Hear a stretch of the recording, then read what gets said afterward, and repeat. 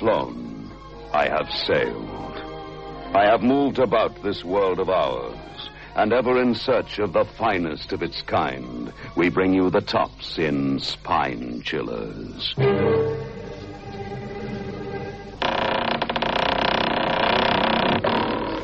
The Creaking Door.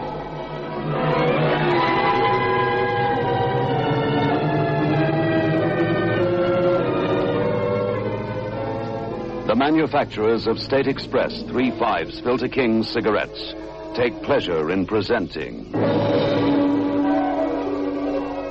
The Creaking Door.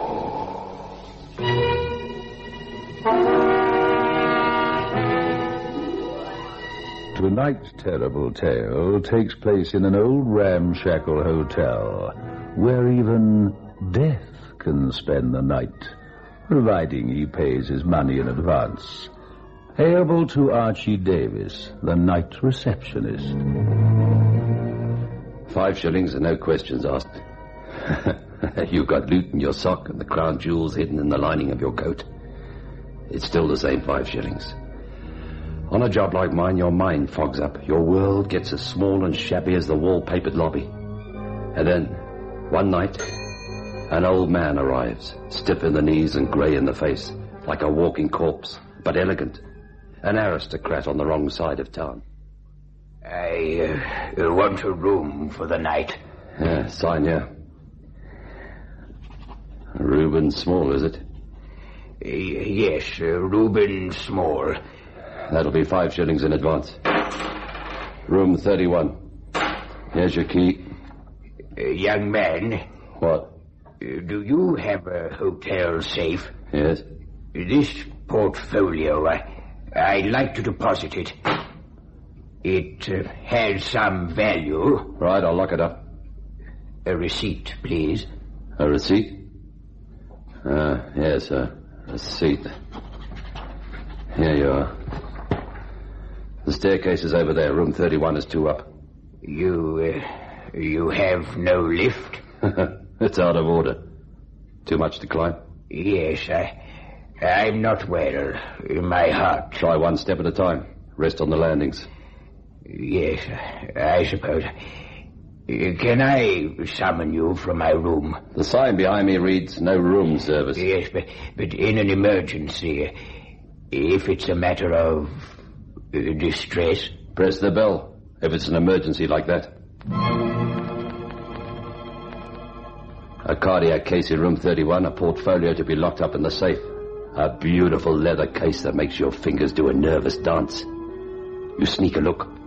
And your girl, too. Archie, you shouldn't. Shut up, baby. Oh, Archie, look. Count it, baby. Archie, no. Go on, have fun.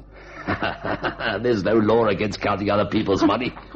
I can't count it. That much money frightens me. It's indecent, isn't it? £5,000. So much in cash? Lush cash. Seed the ground with dreams, baby, and lush cash grows. Put it in the safe.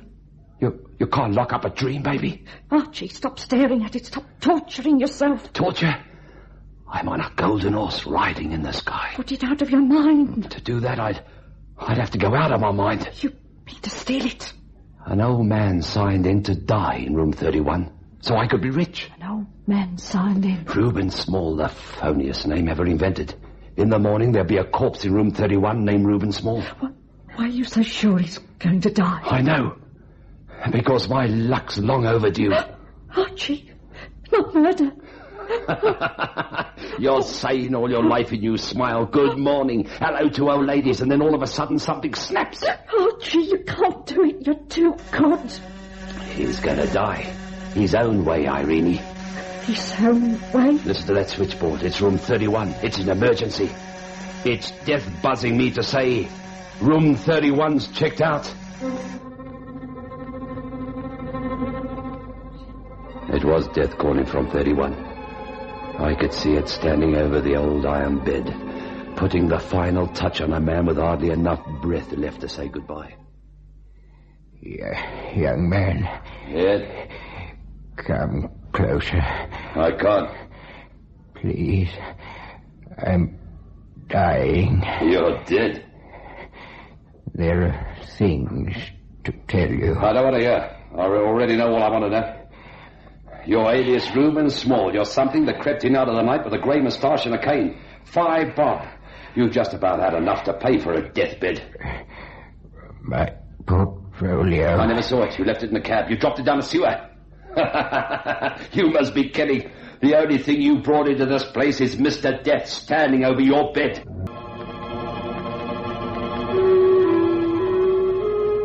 Irene didn't smile at fortune. Instead, she wept for the corpse. To rob the dead, it's ghoulish. Grab the case, Irene, and run. Archie, I can't. Board a train for Rosedale, where your grandmother lives. No. You're visiting your grandmother until I can join you. Until I know what goes on at the hotel. Guard the case with your life. It's our whole future. It's wedding bells and a honeymoon. It's people calling me sir. You lost all conscience. Lose yours. It's one luxury we can never afford again, even with 5,000. Now start running. Irene obeyed, and now the night drags. In the longest night of your life, you wait for the morning discovery of a corpse in room 31. You wait, and the fog in your mind gets heavier. Your nerve begins to go, and you begin to imagine things. Switchboard's buzzing. From room 31.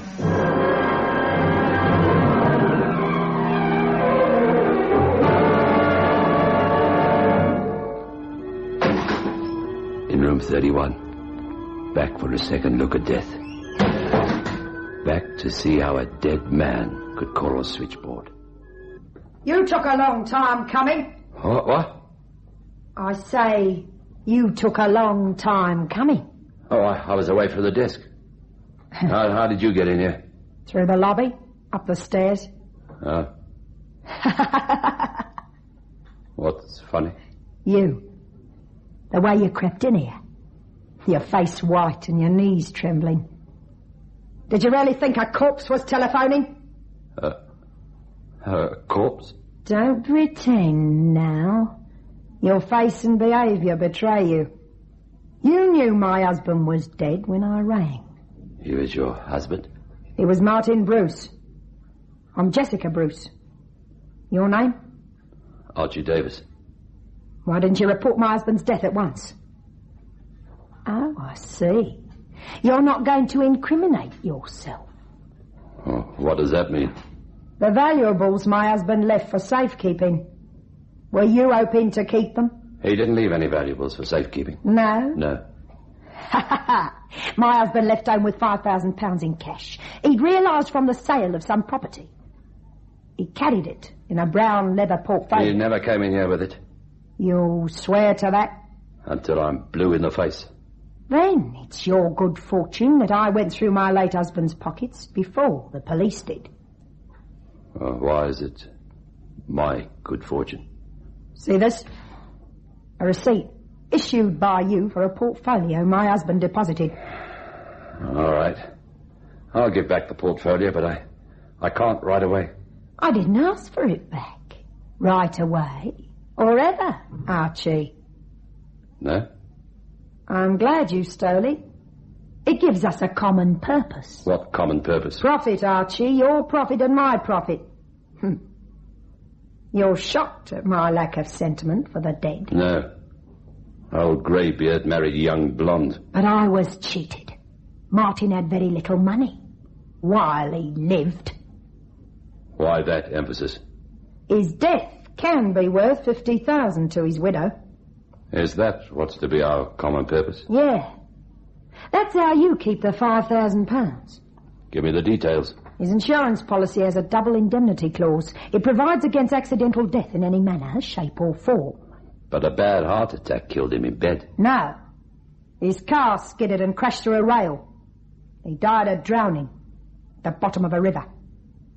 You expect to stage it like that? I expect you to stage it like that.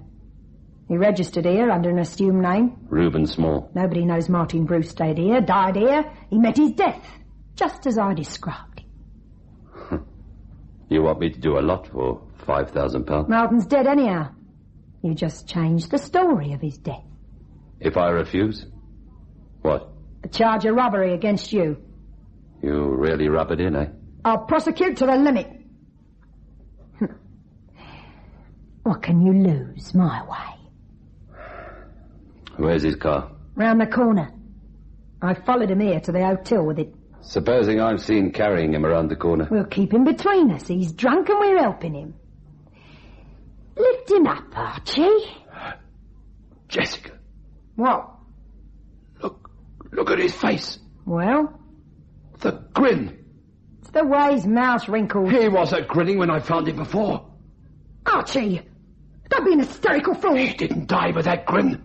There was pain on his face. You're talking nonsense. A dead man He's changed expression since we met in this room, you and me. Since listening to our scheme. He's grinning now as if... As if? Archie? As if he knows the joke's going to be on us.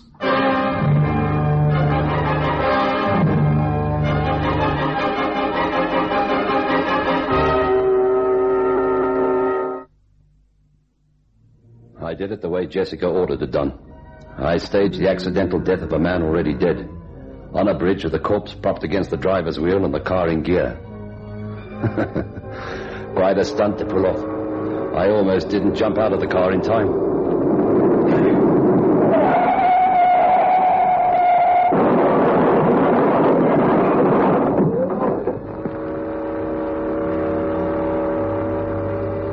I watched it sink. A giant fish slipping back in the deep.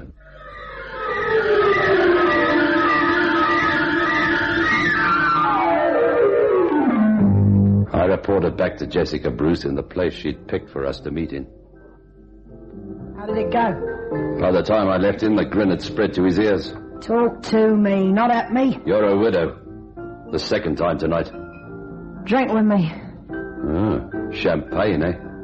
The piano piece is my request. Misery blues? Me. With £50,000 coming? I danced in a chorus till I was married. Fine time to be reminiscing. What did your late husband think? Bleached my hair, Anna.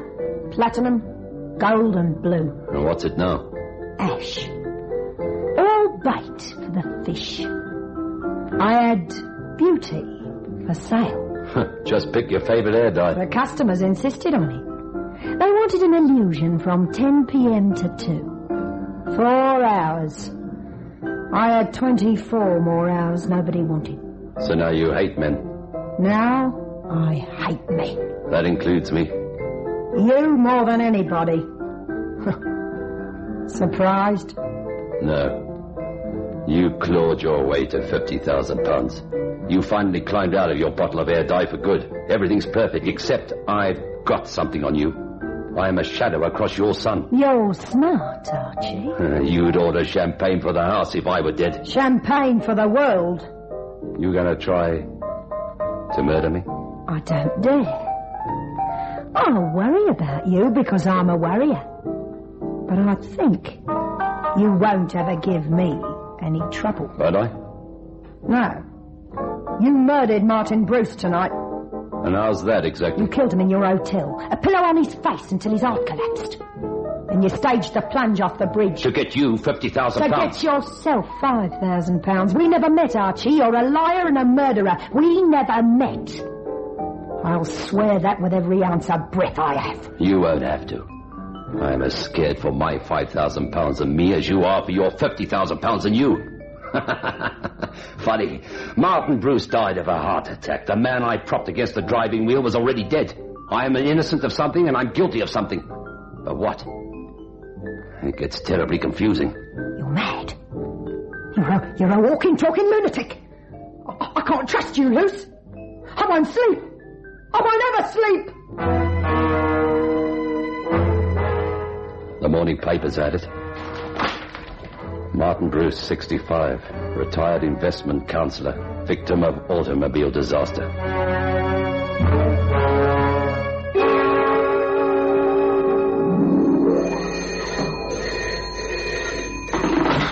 Pageant Hotel, yes? Archie, this is Irene. Ah, how's Rosedale and your grandmother, baby? Fine. Archie, is everything all right? Oh, everything's great. Are you sure? No blood pressure, baby, please. Room room 31. We imagined it. Imagined it? The room's empty, clean as a whistle. No one's been in it for more than a month even to sweep. Nothing's been in 31. Archie, you're not making sense. The only real thing is that certain precious item you're hanging on to for dear life. Do you understand that? Yes, Archie. Mink and places to show it off in, baby. Fill your pretty mind with stuff like that. Only pretty stuff like that. Yes, Archie. Tomorrow or the next day, I'll let things simmer here for a while. Tomorrow or the next day. Tomorrow or the next day. Provided today doesn't put the boot to your dreams as it did to me. The boot was a cheap shoe, but out at the toe to give Lomax's corns a breath of air. Lomax ran a tailoring shop next door to the pageant. Lomax always announced himself by ringing the desk bell. Archie! What's on your greasy mind, comedian? These 2 suits are pressed. Then deliver them. You know where the stairs are. But I don't have a room. Who is it for? An old gentleman. Now, what was the name he gave me? Oh, yes, Reuben Small. I'm waiting, Archie. You must be making a mistake, Lomax. Mistake? That name. What was it again? It's still Reuben Small. There's nobody here by that name. You're positive?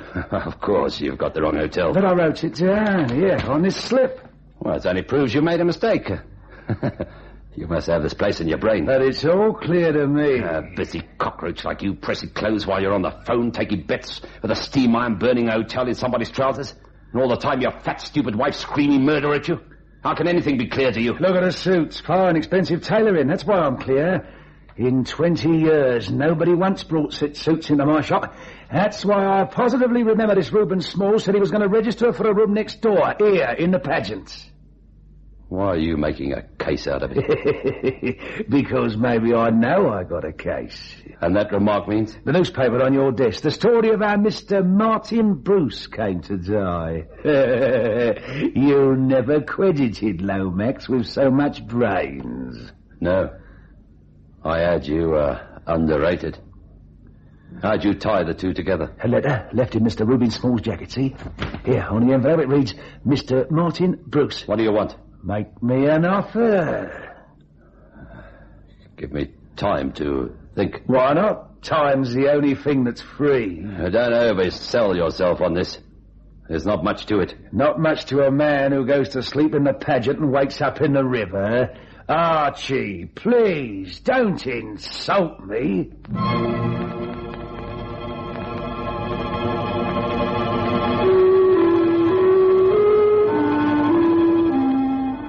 Lomax's share had to come from Jessica. My £5,000 was too thin to spread around. I found her at home, still feeling sorry for herself, to the same tune. Caught a disease when I was only an infant, Archie. Wouldn't eat, wouldn't sleep. I lay in my crib and I cried. I'm here to talk important business, Jessica. I called a doctor, but he couldn't diagnose my sickness. It wasn't the measles, it wasn't chicken pox or anything. It was early insanity. I knew the true diagnosis. I was only 3. I couldn't even talk yet, but I knew what my disease was. I was sick of life. At 3, I was already sick of life. You here for money? Yes, I'm being blackmailed. Blackmailed? Before registering at the pageant, your ex left 2 suits with a tailor named Lomax. Well? Lomax figured it all out. Well? The 5,000 I took from the case is the exact size of my dream. The money to quiet Lomax comes from you. Tell me the joke. I haven't got a penny. You've got £50,000 coming. I haven't got anything Don't coming. be funny. I've been cheated again. The insurance policy with a double indemnity accident clause Yes? is null and void. My adoring husband let it lapse. He simply didn't keep the premiums up. Now, you tell me the joke. Grin on his face. Now we know what that grin was for. The late Martin Bruce was laughing at his widow. And perhaps you too. Why me too? Your £5,000, perhaps you won't be able to keep it after all. Who's going to take it from me? I am. I get it, or you go to jail as my husband's murderer. You really think you can put that over? I can try. I'll try anything not to go back on the chorus line. Yes, you would. Down with men, all kinds. They're only trying to squeeze you back into a bottle of air dye. Yes, you boil me in oil without thinking twice. Well then? What about the tailor, Lomax? I have no concern with Lomax. No? I'm on the spot with him, eh? Me, all by my lonesome. A man knows how to deal with a man. Would that be a subtle way of saying murder? What else can you do? I kill Lomax to save myself, but I give you the 5,000. I don't only hold the bag, I get into it. You have no alternative. I have one. One, Jessica. Archie, stop. If I've got to kill Lomax, why should I shy away from the same to you? Why should I, Jessica?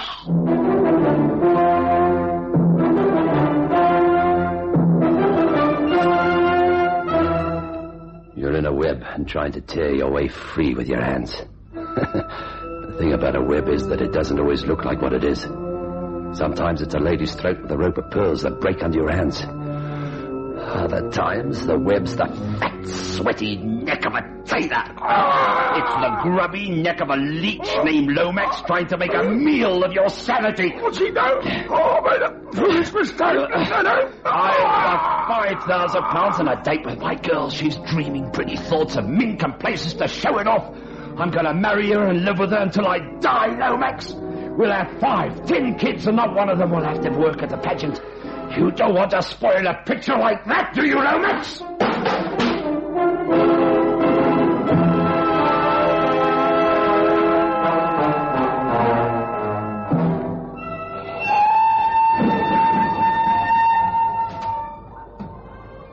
Archie, you're so thin. No, fatten up. Get back to your grandmother's and pack. The next train leaves in an hour. Leaves? Where to? To the coast. Oh.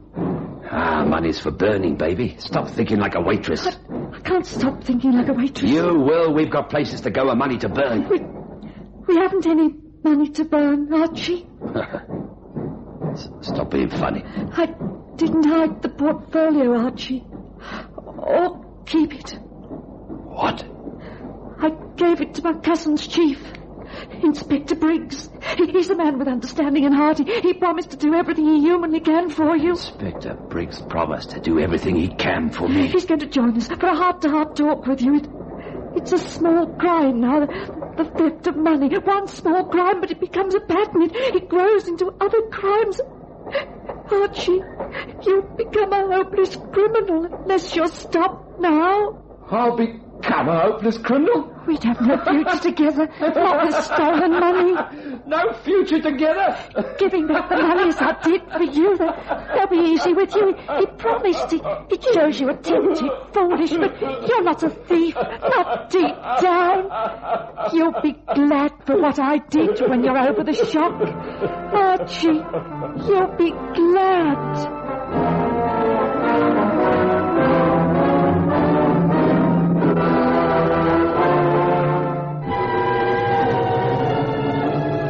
The manufacturers of State Express 3/5 Filter King cigarettes invite you to listen next Saturday at 9 o'clock when they will again present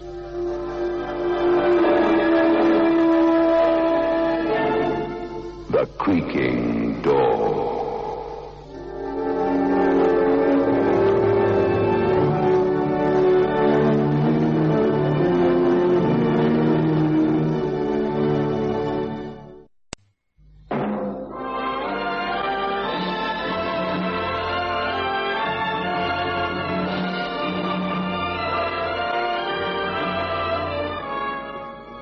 I have flown. I have sailed. I have moved about this world of ours, and ever in search of the finest of its kind, we bring you the tops in spine chillers.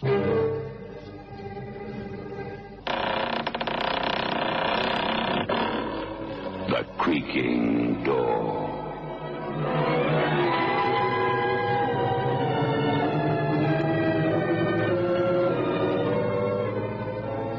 The manufacturers of State Express 3/5 Filter King cigarettes take pleasure in presenting The Creaking Door.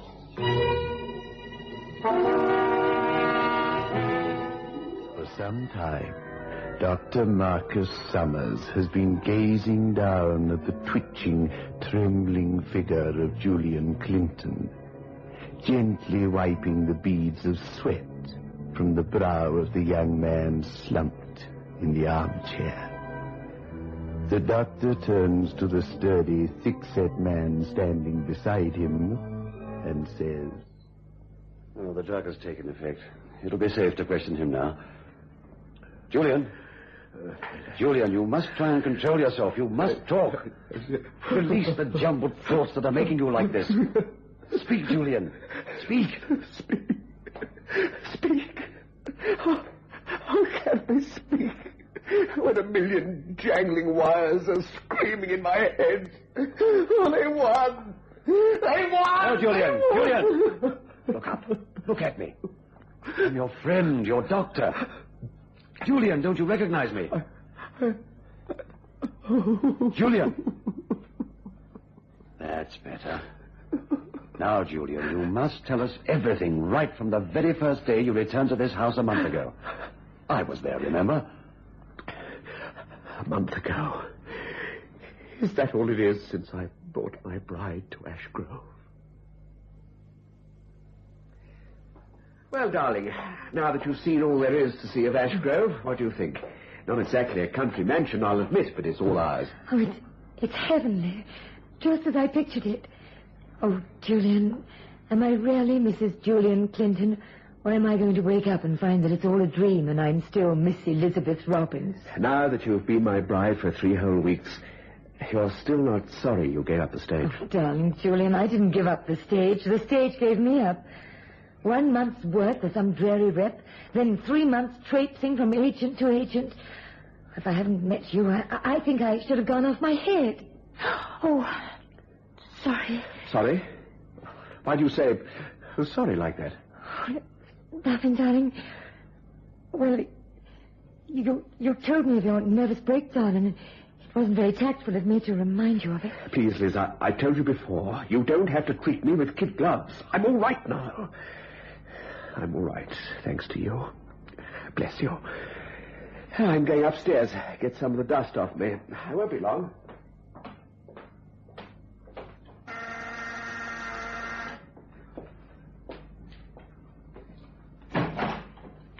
Ah, you must be Mrs. Clinton. I'm Marcus Summers. Oh, Dr. Summers, I've heard so much about you. Do come in. Thank you. Of course, you know the way. Yes, I do know the way. I've been here enough times. How is Julian? Oh, fine. Now and again he gets these terrible nightmares, but not often. He had a bad time, didn't he? His breakdown, I mean. Yes, a terrible business. He told you about it then? Yes, about seeing a motor accident and finding out that the 2 people burnt to death were his own parents. Oh, how awful it must have been for him. Oh, there was nothing he or anyone could do. The car skidded into a tree and caught fire. When Julian drove up on his motorbike, the car was a blazing inferno. No one could get near. And, of course, it was some time later that he learned that the occupants were his own parents. It makes me go cold thinking about it. Yes, very sad. Julian was home a week when it happened. He'd been overseas for 2 years. I'm afraid he collapsed under the strain and had to go into a sanatorium. As soon as he was discharged, I advised a change of scene. I'm glad you did, Doctor. Otherwise, he'd never have met me. Well, Julian won't be long. Can I get you a drink? No! No! Please! Julian! Oh, heavens! Quick! Julian, what is it? It's there, through the window. Down there. Look! Oh, where, darling? In the lane beyond that oak tree. It's burning, I tell you. Somebody's been burning some leaves. Boy Scouts camping, I suppose. In the center. There was a car. A small car. Like a toy model. Darling, I can't see The it. best thing is for us to have a closer inspection. Let's take a look at that fire.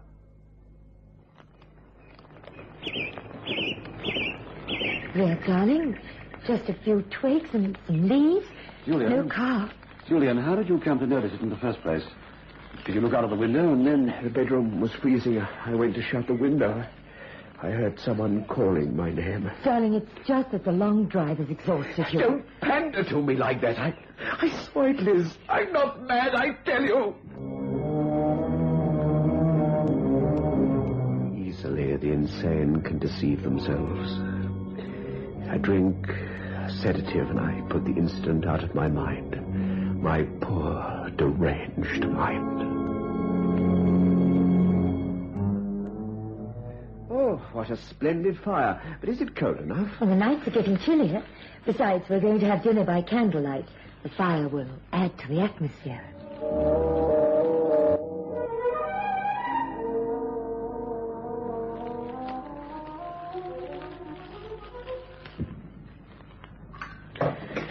Oh, what a meal. What a girl. What a wife. Enjoy it? Oh, it was marvelous. Oh, enjoy your coffee, darling. You don't have to clear away yet. I'm not. I'm just coming over to kiss the sweetest husband in the whole wide world. Oh, look at those French windows. Don't they reflect the room charmingly? Never mind the room. Look at us. A handsome couple, wouldn't you say? Silly. Oh, what is it? There's someone there at the window. What the... Oh, it's all right. It's Dr. Summers. Just a minute. All right to come in? Yes, of course. I saw you through the window. It was Haley walking round to the front door. Good evening, Mrs. Fenton. Good evening, Dr. Summers. Oh, I had a long and exhausting round. Any coffee left? I'll make some fresh. No, please don't bother. Just so long as it's reasonably warm. We just had ours. Mrs. Clinton, there's a look about you which says you were not expecting me, am I right?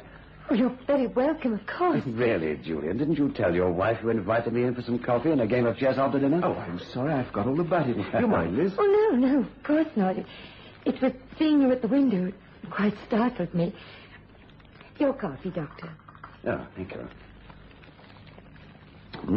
Tastes good. I'm sorry if I startled you, Mrs. Clinton. I mean, after all, the path to the front door... I'll think nothing of it. What about the game of chess, huh? While Liz knitted serenely by the fire, was that memory of a happy, peaceful, domestic evening a fragment of my diseased mind, too? And then the following evening, I was having my customary cigarette with my coffee after dinner.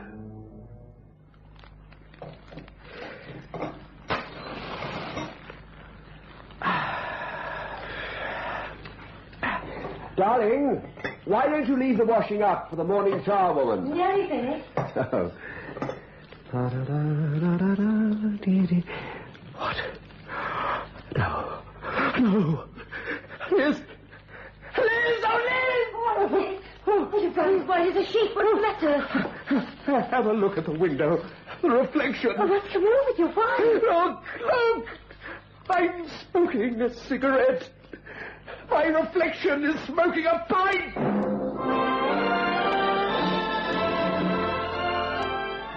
Move in world class. Get the taste of new smooth State Express 3.5s today. We promise you, it's the smoothest cigarette you can get.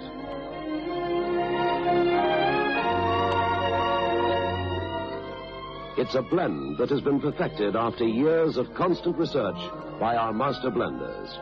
And the recent development of an entirely new process which gives you an even smoother 3.5 smoke. We promise you, it's the smoothest cigarette you can get. Move in world class. Get the taste of new, smooth State Express 3.5s today.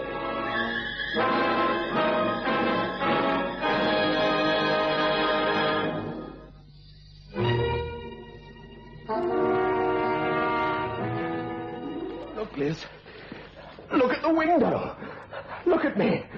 At my reflection. Julian, I'm going to send for Dr. Summers. Don't stare at me like that. Look at the window. I tell you... Darling, you're not well. Something must have upset you. What have I got in my hand? A cigarette or Or a pipe? Darling, a cigarette, of course. And in the window. What do you see in the window? Your reflection, mine, the dinner table. What am I holding in my hand? A cigarette, of course. Do you mean to tell me that you can see my reflection? And I'm holding a cigarette? Yes, Julian. But it's not true. It's holding a pipe. I'm holding a cigarette. Julian, listen to me. You must pull yourself together. Your mind is playing you tricks. No, darling, don't keep staring at the window. Stand up. Get out of that chair. Yes. That's better. Now, turn your back to the window. Look at me. Julian, look at me. Yes, darling. I'm here. Elizabeth, your wife. The woman who loves you more than life itself. Look into my eyes. What do you see? Do you see all the protective love I have for you? Yes, Liz. I do. Now, darling, I want you to turn around and face the window. Look at yourself in the window. Go on, darling. Look. I'm finding it difficult. Yes, I know. But we're going to defeat this thing together. Turn around and look. Well? I... What do you see?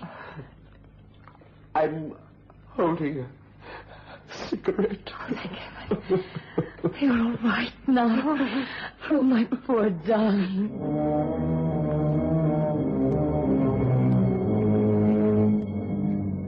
The protection and love of Elizabeth gave me some hope. I needed to believe that my sickness would heal, that there was some hope. That's why I came to see you, Doctor. Was it only a few hours ago that I came to you for help? I know that I'm suffering from hallucinations, Doctor, that I'm much worse than when you sent me to that sanatorium, but I need your help. You've got to save me from myself. It isn't as though my mind's unhinged all the time.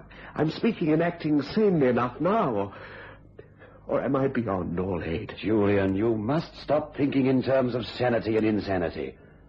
When I advised you to go to the sanatorium, that was because of the terrible shock to your nervous system. When you saw your parents in that blazing car without being able to do anything. Sent me stark raving mad. No, it sent you into a state of mental disturbance. Besides, I wanted you out of Ash Grove, away from the things which reminded you of your parents. That's why I suggested that trip overseas. New surroundings, new faces. Thank heaven you did. I'd never have met Liz. You were away 8 months in all. Yes. Now, you'll remember that before you went into the sanatorium, you'd wake up in the middle of the night with visions of your dead parents standing by your bed. Oh, don't, please. Sorry, Julian, if I'm to help you, we've got to face your problem squarely. Many bereaved people suffer similar experiences for a while. In Australia, did you have any hallucinations there? Once or twice. The first week in Melbourne, I'd have those terrible nightmares again. But no hallucinations? Images while awake? No. On arrival at Sydney, you wrote mentioning nightmares on the voyage. I had some terrible dreams, but no images, as you call them. As soon as I met Elizabeth, even the bad dreams stopped.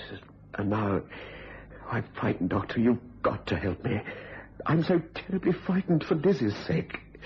That burning car I saw from the bedroom window, and then my reflection in the window as I lit a cigarette and saw my reflection smoking a pipe. Oh, can you beat it? Stop it! Stop it! Sorry. I had to slap you. Are you all right? Yes, all right. Tell me, has there been any other disturbing incident? Something I don't know about? This pipe business happened a week ago. Nothing since? Yes. The worst thing of all. That's why I'm here. My dear, darling Liz, whom I love more than life itself. Last night, after a terrible day of depression, Liz persuaded me to take a sleeping pill. I went off right away. What? No. Julian. No. It's Liz. I'm your wife. You're killing me. Liz. It's all right, darling. You didn't know what you were doing. Your neck. Why are you rubbing your neck? Oh, my darling, what have I done to you? Nothing, darling.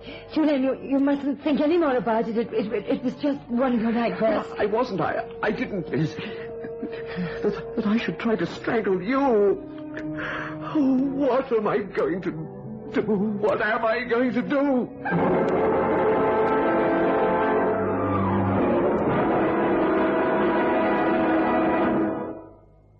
Not a nice thought, that. You tried to strangle your wife? Yes, that's why I rang you for this appointment. Told Liz I'm seeing Jarvis about some repairs, which is true, but later. She's worried enough as it is. I didn't want her to know I was going to consult you. But why? In case you decide to commit me. I'd want to break the news to her gradually. Commit you? Isn't that what you do to psychopathic stranglers? I don't think you come under that category. Now look, I'm going to send you to Trownitz. He's a psychiatrist, the best there is.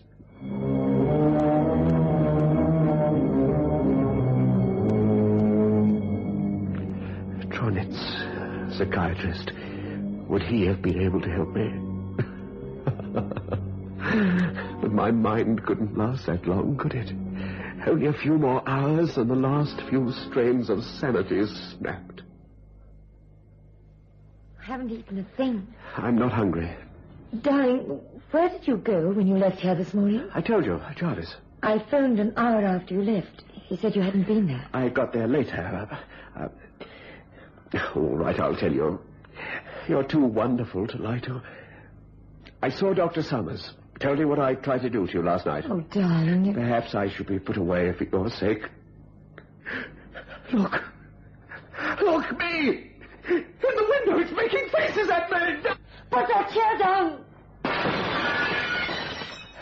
Julian, what have you done? What are you doing?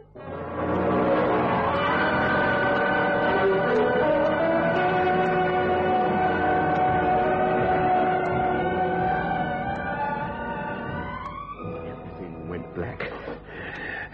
Where am I now? In a nut house. Dr. Summers. Liz. Elizabeth. How is she? Where is she? She is here, in Ash Grove, and so are you. Julian, you've been subjected to many frightful experiences. Now, I'm afraid I'm going to give you the worst shock of all. All right, Inspector, bring him in. All right, sir.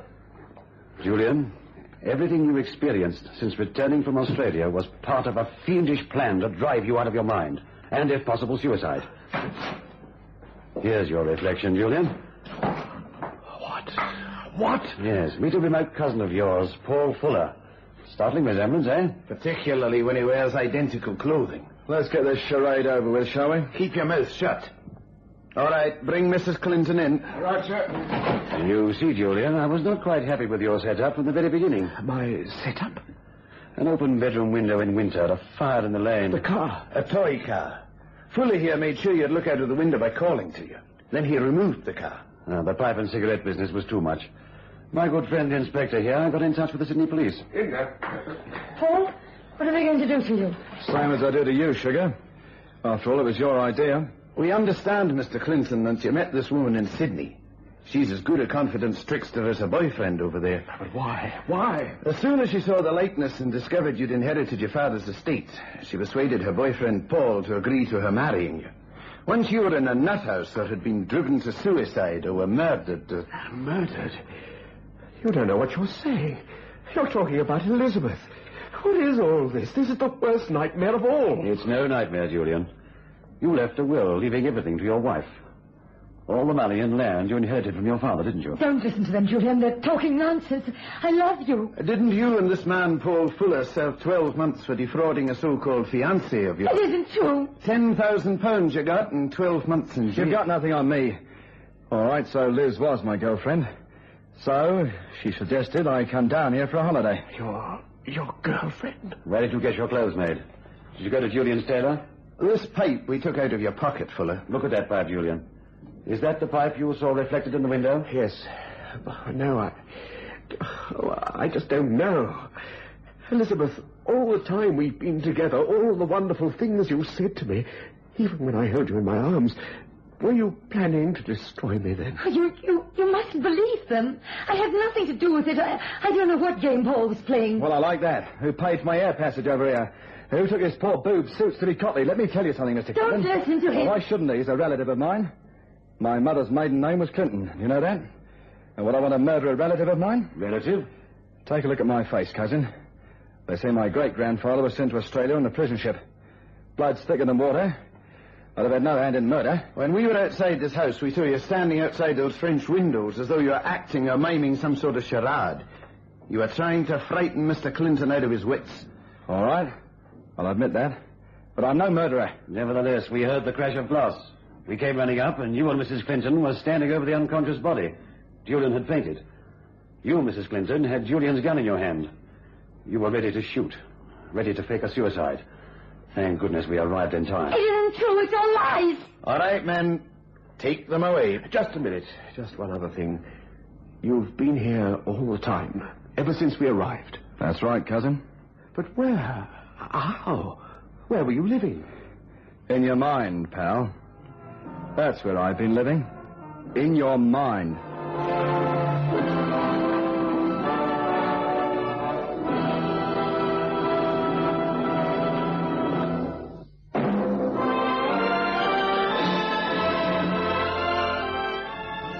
In world class.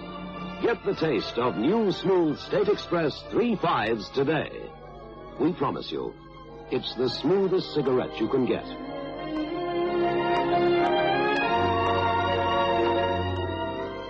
It's a blend that has been perfected after years of constant research by our master blenders. And the recent development of an entirely new process which gives you an even smoother 3.5 smoke. We promise you, it's the smoothest cigarette you can get. Move in world class. Get the taste of new, smooth State Express 3.5s today.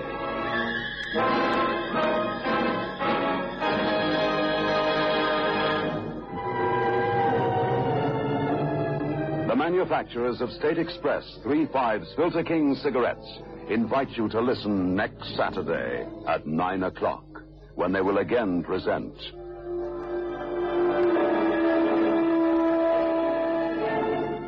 The Creaking Door.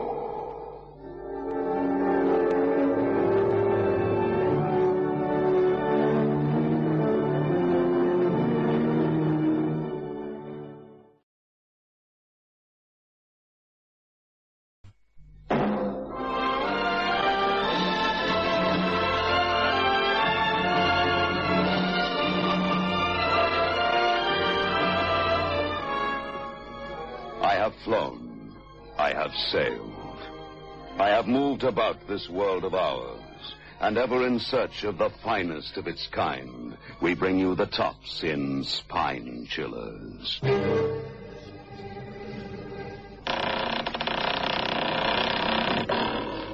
The Creaking Door.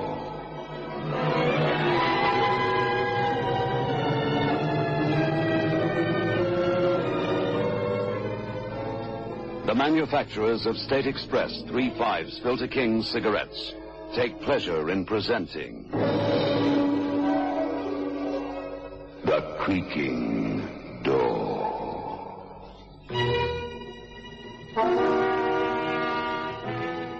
A man lies awake in the dark, listening to the wind. Outside, the small town crouches under the whip of the storm. The man is waiting for the news that will turn him into a hunted thing, into a person who must watch every word he utters. Soon he will be joined by an eternal companion, whose name is Fear.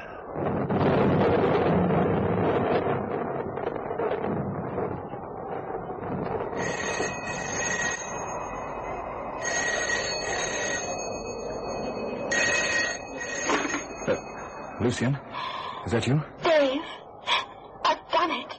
It's horrible, horrible. Oh, don't talk on the phone, you fool. I'm coming over to attend to things right away.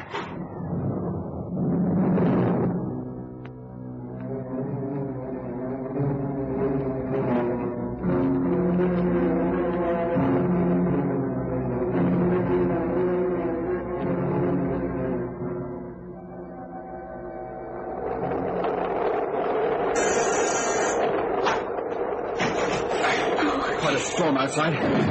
Where is he, Lucy? In the bedroom.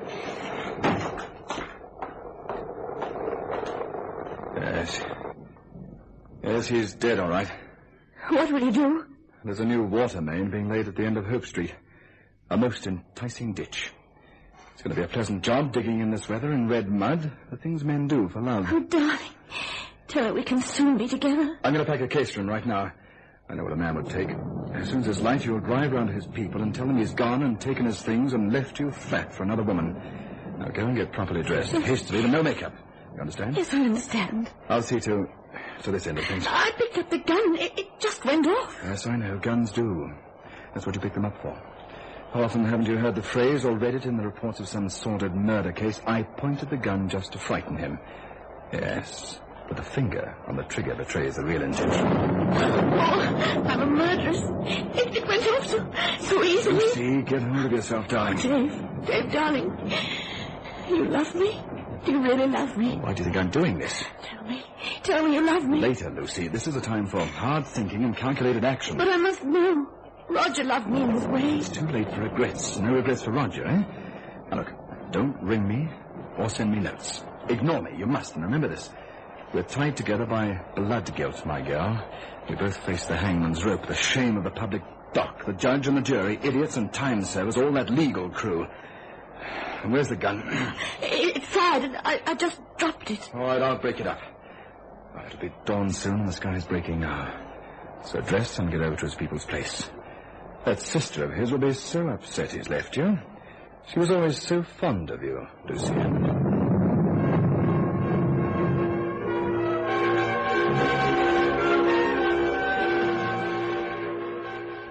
My dear Lucian, you asked for it. You really did. That's a horrible thing to say. Yes, but I am saying it. My dear sister-in-law, you may have meant nothing at all by it. By what exactly? Well, by your silly flirtations. A kiss in a dark passage, silly words said foolishly, holding hands in the back of a car going to a party. Nothing, I grant. But he took it badly. Roger loved you, and I'm sure he still does. And he's very possessive. I don't see what business it is of yours. It's all over in any case. Well, now look here. I understood you wanted to get him back. I thought that's why you came to me. But, of course, Mary. But I think there's someone else. Oh, fiddlesticks. I know my brother. Now, all he did... Excuse me. Mary Hartnett speaking. Hello, sister mine. Oh. Roger speaking. I rang home, but there was no reply. Your poor wife's here. I've been hearing about your escapades. You frightened the poor child to death. Who is it, Roger? Look, the lines were down and I couldn't telephone her. There was some water in the carburetor. You said Roger. The poor girl's frantic and thinks you've left her for another. Here, I put her on. It can't be Roger. But it is. Here, come on, talk to him yourself. Oh, thank you. Hello? Roger? Hello, Lambkin. I was just telling it's Mary... Roger. It really is.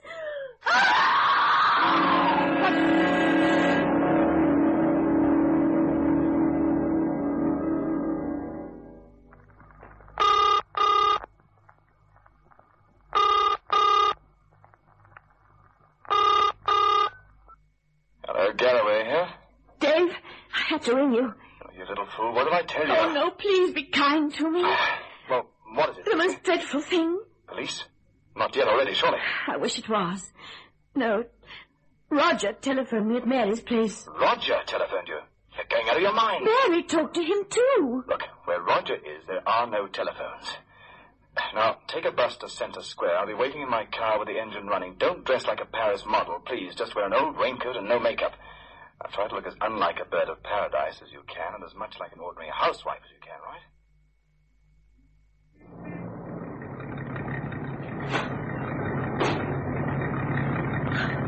Dave. Hello, Lucy. Now, what is all this nonsense about? My nerves are going. Dave, I spoke to Roger on the telephone. Oh, Lucy, somebody impersonating Roger. No. Look, Dave. Who would have known but Roger himself? Who would have known to telephone Mary, his sister? Who else would have known that Roger had stayed away all night? Who? And I know you don't love me. I'll be punished. Please. And that isn't the worst. It's knowing he's there somewhere, just out of sight or touch, laughing at his Lucy, face. please, Lucy, quiet. You don't love me. You never did. But, darling, please, I don't think I'm living under a terrible strain, too. I've been trying so hard not to love you, so that if anyone said your name, my pulse wouldn't beat any faster. Until we can be together, always. It doesn't matter much now. But when we get out of the traffic, we can stop and talk, right? Now, Lucian, you must try to understand. If things happen as you say they did, well, I can't explain it. Unless it's a fact that if a person dies, suddenly, that is, well, the personality fades, but does not die itself instantly. Take me home, please, Dave. You know I can't, Lucy. I can't walk. Then take me to the police. I can talk there. I can cleanse my conscience. I didn't think I had one. My poor girl. You're under quite a strain, aren't you? But just think of Sergeant Thompson, the desk sergeant down at the station. A sympathetic man. And so is Chief Inspector Mullins. But they are the two figures at the portals where the crowd file in to watch the show, you know, where the judges sit and the jury lick their lips eager to hand down their verdict. Thumbs down, let them die. Lucian, I'll take you home now. I'll drop you at the corner. After all, am your husband's friend. Remember, he's still supposed to be alive. Now, try to sit it out, but ring me if you have to. If you have to. Either at home or at the office. After all, come to think of it, if your husband had left you, you'd go to a male friend for advice, wouldn't you? That's natural enough. You still love me. You don't know how much that means. Oh, just keep a grip on yourself. We'll meet again somewhere, right? Then this nightmare will be over. I'd better take you home now, I suppose.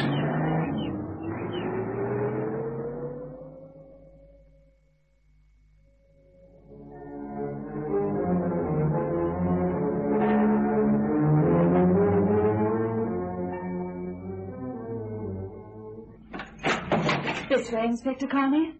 Thanks. I've a difficult sort of inquiry to make, if you understand me. Concerns your brother, Roger. He would be your brother, wouldn't he? Mr. Roger Harkness. Yes, Roger's my brother. What's he been doing? Where is he, miss? Well, I don't know. He had a small misunderstanding with his wife. Ah, the so beautiful Lucienne. Oh, that's right. Do you know her? I know everybody. But where is Roger? I wish I knew. Worrying, isn't it? It worries you and it worries me. Yes, very worrying. But what on earth has he done? Made himself conspicuous, miss. Conspicuous, that is, by his absence, if you understand me.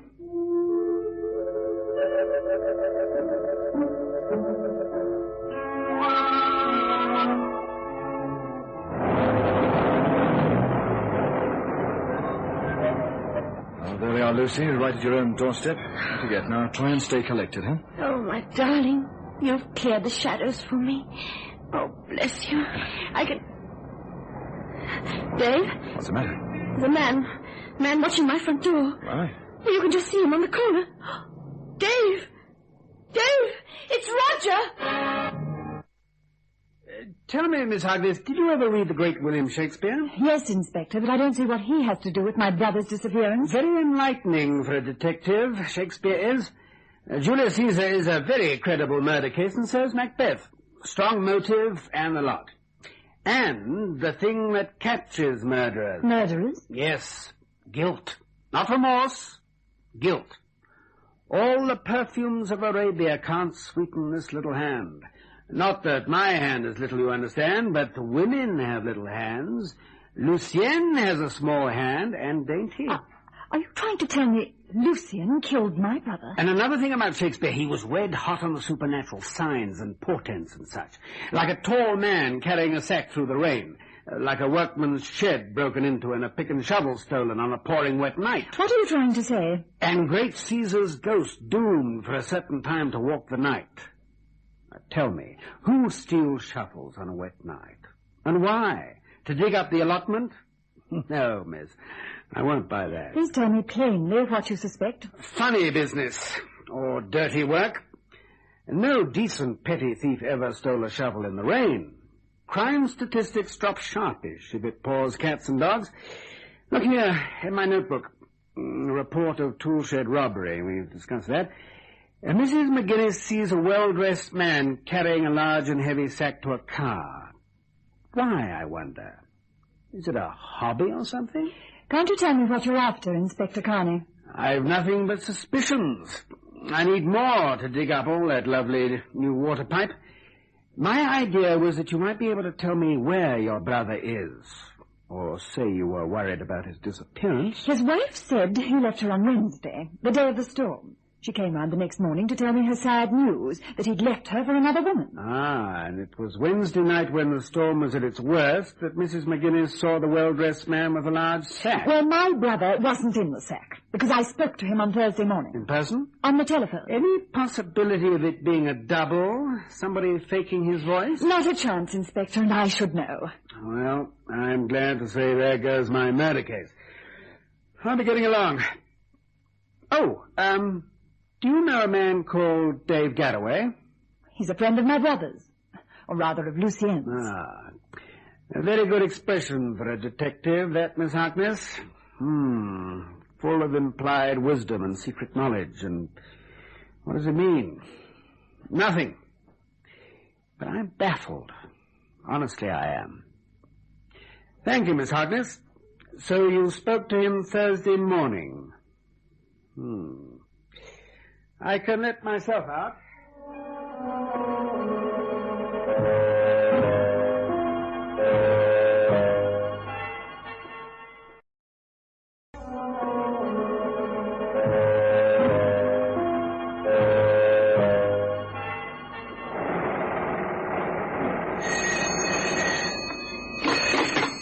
Garraway, export department. Dave, I must see you. That's impossible, Lucy. I must. He's here. Listen, the big boy is here, the general manager. No, madam, I'm sorry. That bottle is out of stock. He's Sorry. standing on the corner, Dave. He's wearing his old raincoat. His hat's on the back of his head. You mean... I mean Roger. I'm watching him. He's leaning on the lamppost. Look, I'm coming round as soon as I can. Could you be mistaken? No. Oh, but he's gone. What? I took my eye off him for a moment. Poor kid, your nerves are all shot to pieces. What can they do to you? Ghosts, they can't harm you, Lucy. They can drive you mad, can't they? They can kill you that way. I'll be over as soon as I can. I'll bring something to steady your nerves. I can't talk anymore. Garraway? Yes, Mr. Smee? There's a gentleman from the police to see you. From the police? I hope it's all right, Garraway. Why, just something I must have witnessed, sir, I suppose. Where is he, sir? In my office. Now, you'd better see him there. His name is Carney. Inspector Carney. Thank you, sir. Thank you very much, sir.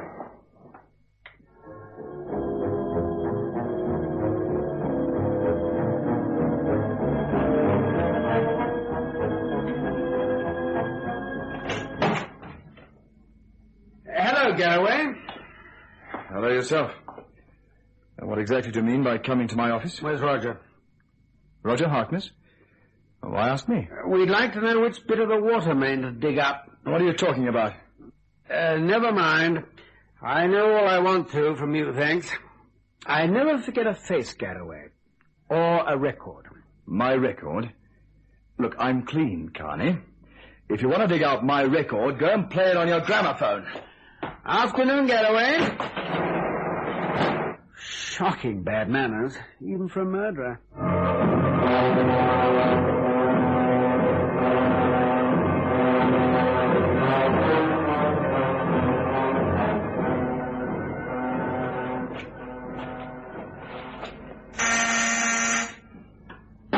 Lucy? Dave. Dave, I was going mad. Mad, where were you? Shaking off the police. The police? Just get 2 glasses. Well, we're not dead yet, huh? Where's your car? Dane Street. You walked here? Through Garden Passage and across the court. You saw nobody? Nobody. Look towards the court. What? Don't part the curtains too obviously. All right.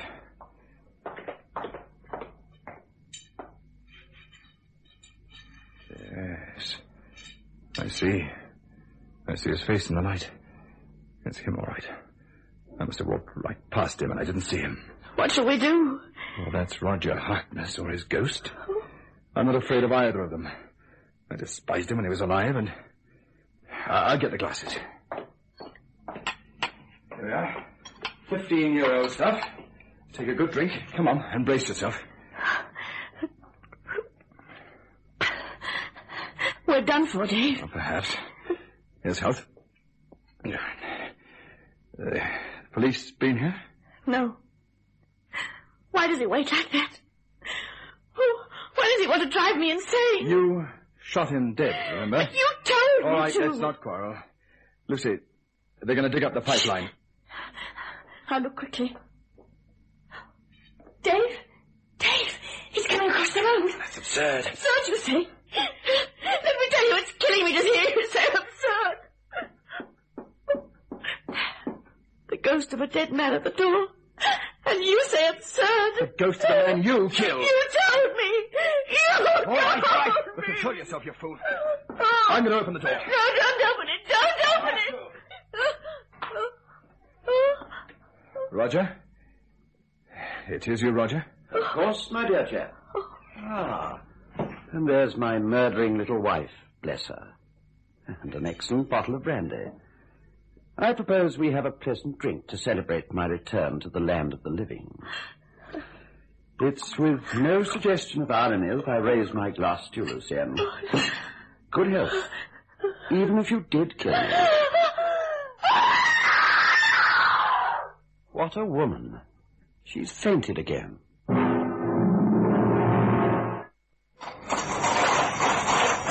Come on, lads. Dig, please. I know there's something there. Well, sir, we've exposed a lot of this pipe. Don't sound so clinical, Sergeant. You're not doing a post-mortem, you're just digging. Oh, very well, Inspector Carney, sir. I've never known you wrong yet. My friend, give the forces of evil a kick in the pants, and let the forces of good win for once.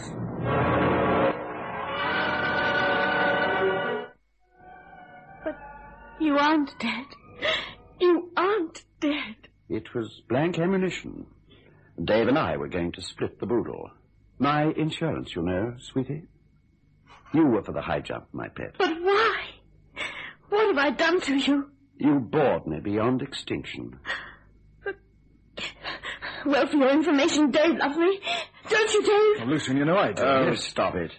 Let's level up all round. Dave, Lucienne has a head on her shoulders. Let's not fool with this thing. Lucienne, my dearest, Dave has a lovely wife, name of Carol. Red-headed girl. Very lovely, if you like the type. Tell me it isn't true, Dave. What is it? Of course it's true. He loves her, and that's all, Lucienne. But the game's up. I know when I'm licked. That's why friend Carney is digging up every inch of the pipes. So I show myself to him, cancel the contract, and quit. Oh, you're cheap and filthy, both of you. Do you hear me? The gun was loaded with blanks. Dave, your lover, my dear, disposed of my unhappy corpse. You devils! Ah, that will be Carney, my friend. On cue as ever. Carney? They've dug up half the plumbing around here. Why didn't you tell me before? Well, I'm not there, am I? It's rather a waste. Open up! This is the police. I know you're in there. Roger, let him in. As you like, Dave. Lucian, darling, Luce, please try to understand. I did love you. I do love you. This swine here, Roger, sold me for his own safety.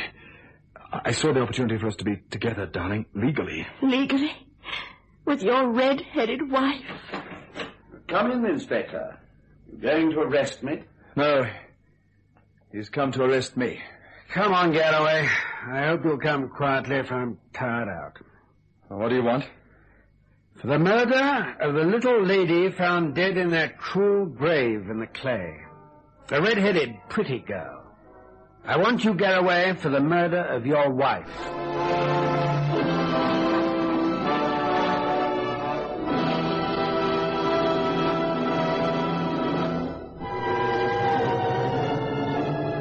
The manufacturers of State Express 3/5 Filter King cigarettes invite you to listen next Saturday at 9 o'clock, when they will again present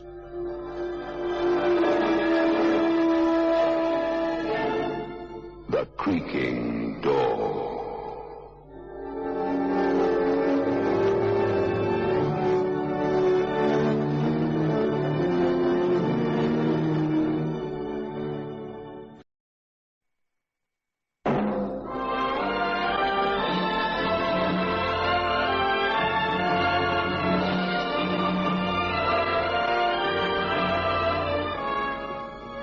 I have flown. I have sailed. I have moved about this world of ours, and ever in search of the finest of its kind, we bring you the tops in spine chillers.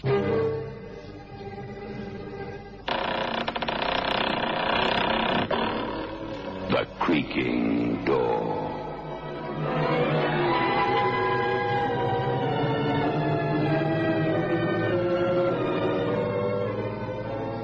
The manufacturers of State Express 3/5 Filter King cigarettes take pleasure in presenting The Creaking Door.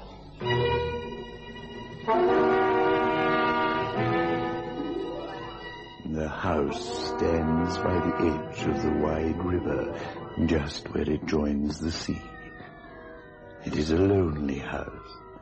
Not very old, built in the gimcrack magnificence of the pre-war style. The seagulls have nothing very good to say about the house, and even the house agent, who is driving John and Karen Penwater towards the big house, is hard put to it to be enthusiastic.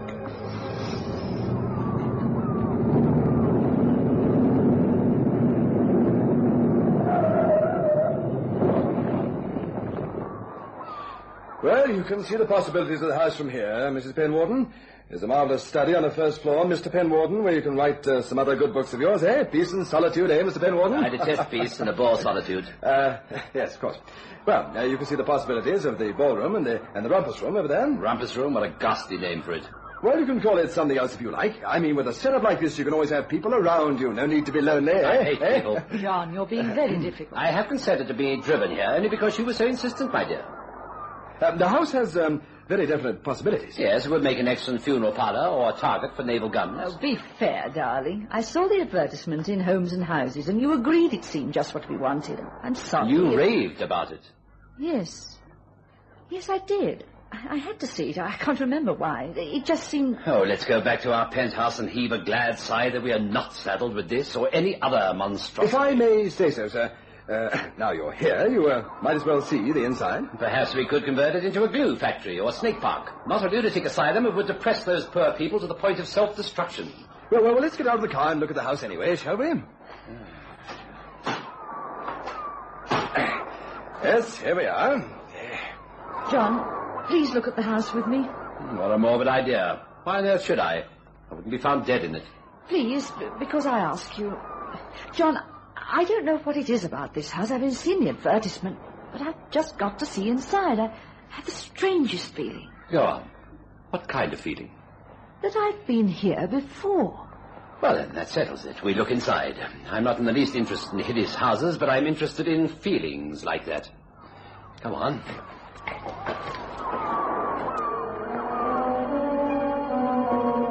Well, it isn't quite fashionable, but it's not old enough to be an antique, but you can't deny it's cozy, eh? Dozen bedrooms, and you want a big house, don't you? Think of the gay parties in summer on that terrace overlooking the sea. Yes, yes. Well, we might as well go in by the side door. I've got the key.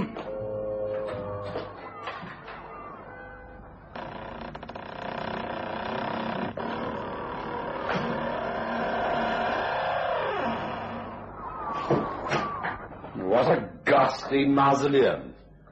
Wait. Mr. Smith, is there a white clock with gold figures in the ballroom? Yes, that's right, Mrs. Penwater. And the wallpaper in the main bedroom.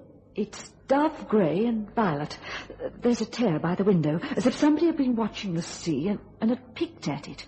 Picked at it and then ripped it suddenly. I'm not sure about the tear by the window. There's a little summer house in the grounds and a boat shed on the river front. There's a yacht, just a small thing. The mast folds down, and the room above this has a green ceiling, very pale green, When the tide is coming in, the wavelets are reflected on the ceiling, and you have a strong urge to leave the place because you feel drowned in the water, far under the green water. The sound of the sea is sad, like a great heart breaking. Well, I was told you arty people are very fanciful in the words you use. The place has a very latest system of central heat. Just a moment. Karen, are you sure you have never visited this house? Perfectly sure. Not as a child? No, not even as a child. And you are picking up these things from somewhere, from some mind. Mr. Smith? I doubt if Mr. Smith ever lay in the room above, staring at the ceiling, so full of sadness. Yes, and terror that he dared not move. No, I never have, actually. Mr. Smith, I can't see us taking this house, but I want somewhere on the estuary. And if you can show me a place I'd like, I'm definitely in the market. Oh, that's fair enough, sir. Shall we go then? Yes. I find this feeling my wife has quite mysterious and quite fascinating. It's the sort of thing one could use in a book. And I'd like to investigate it a little more. No, please no. Mr. Smith, is there a hotel nearby? It doesn't have to be very wonderful if the food is good and the beer honest. Yes, there's the Rogue's Drum, sir. Little old pub with a room or two to let, I think. Oh, what a curious name. Why is it called that? Because long ago, pirates were hanged from the yard arm of a fleet frigate. The gentry used to watch from the inn gallery. It's a half-timbered place with ferns and a private bar, and the landlord has a dog named Jackdaw. You must have been there, my dear. No, I never have. John, please, don't let's go there, please. Well, there's no danger, my dear. There's no use begging you. I know you too well, John. Oh, my dear Karen, this is a mystery that deserves solving. Let's leave this dreadful house, then. These stones are steeped in horror. Can you feel nothing? Oh, I feel tired and exhausted. Let's go to the Rogue's Drum and bath and sleep. It would be kind of you to drive us there, Mr. Smith. No, not a bit. It's a pleasure, Mr. Penwarden. 2 pints for us here, Mr. Swinge. Show me up as fast as I can draw. Another scotch when you get the chance, Mr. Swinge. By the way, Mr. Penwarden, sir. Nip a stout for an old lady. You'll always serve time and about, please. You know what it is, sir. A new man's got to get used to the clientele. Oh? Is Mr. Swinge a new man? Oh, Mr. Postlethwaite was here before. Did he have a dog named Jackdaw? Why, fancy you remembering that. Of course he did. Oh, poor old Jackdaw. He was run over. Been dead, let's see, near 30 years. You know these parts, then? No, I've heard talk of them. Whiskey, sir. Stout, Annie. Would you put them both on my bill, landlord? Very good, sir, very good. Oh, thank you, sir. Very kind of you. Good health. Good health. Have you lived here a long time? Most of my life, perhaps 60 years. Everybody around here knows Annie Goodliff. Listen, let's go and sit outside, shall we? Where we can talk. Good to rest the old feet. Domestic work I do. Tell me, sir, wasn't you and Mr. Smith this afternoon? Yes, that's right. Looking at the old Rinker house? If that's what it's called. That's it. It was owned by Tim Rinker, the film star. They built it for him. Wedding present to his wife. Then both of them was killed. Drowned, some says. Any road they disappeared. I see. My wife has a feeling for tragedies of that sort, Mrs. Goodwin. Going over the house has depressed her so much that she's retired to bed. Poor thing. I used to clean there, 15 years ago. Well, gave me the shudders, I can tell you, and nobody lived there long. Glad to lose money on it and get out, sir. Are you implying that the place is haunted, Mrs. Goodwin? No, sir. Well, I'm pretty psychic, I can tell you.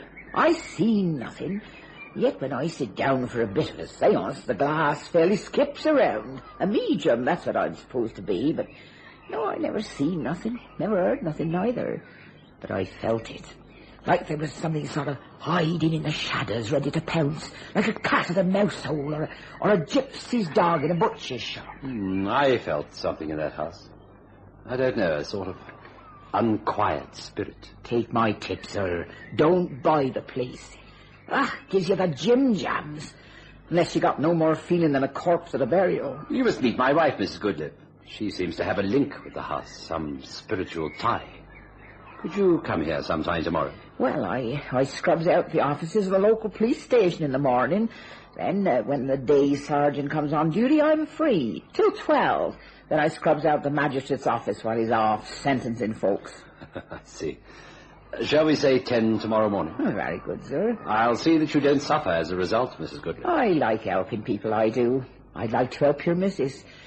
I don't care for that feeling people has that they're linked with the departed. In my experience, Mr. Penwater, it often means they're slipping away. Just slipping away.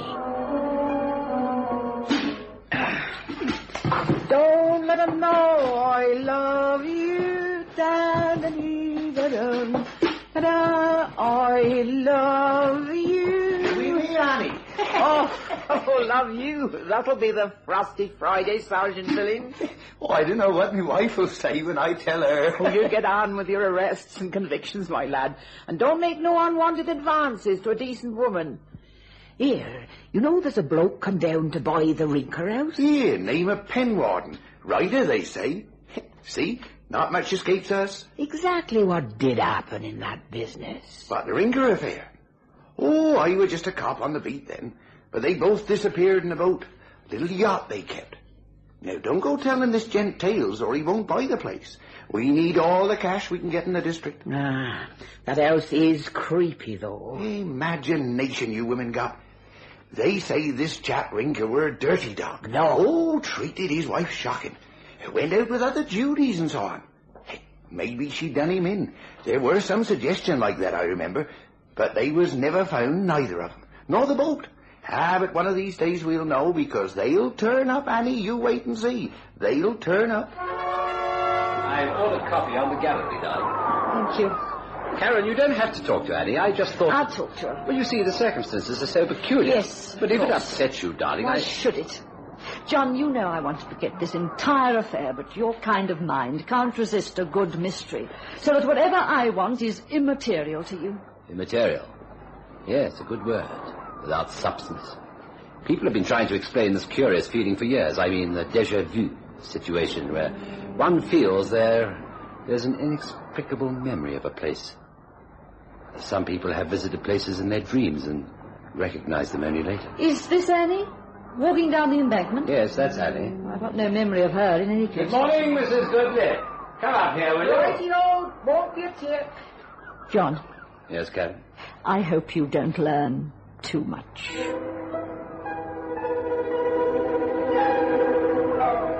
And I knew a woman once, Mrs. Penwater, as must have been French royalty or something in a previous life. Do you believe in reincarnation? I'm afraid not. You remember a lot about that place, though? Some things, but the things I remember have no shape, no sense to them. Remember the boathouse? Yes. You can't see the boathouse from the road, but I did remember that. Green, peeling paint. The little white boat with the mast that folded, is it still there? No. They set off in that. Tim Rinkin and his wife. They set off and they was never seen again.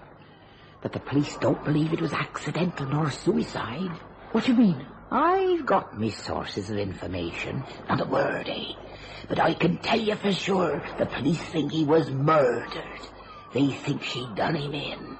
There was other things, too. And what's more, they think the truth will come to light, Mrs. Penwater. What was her name?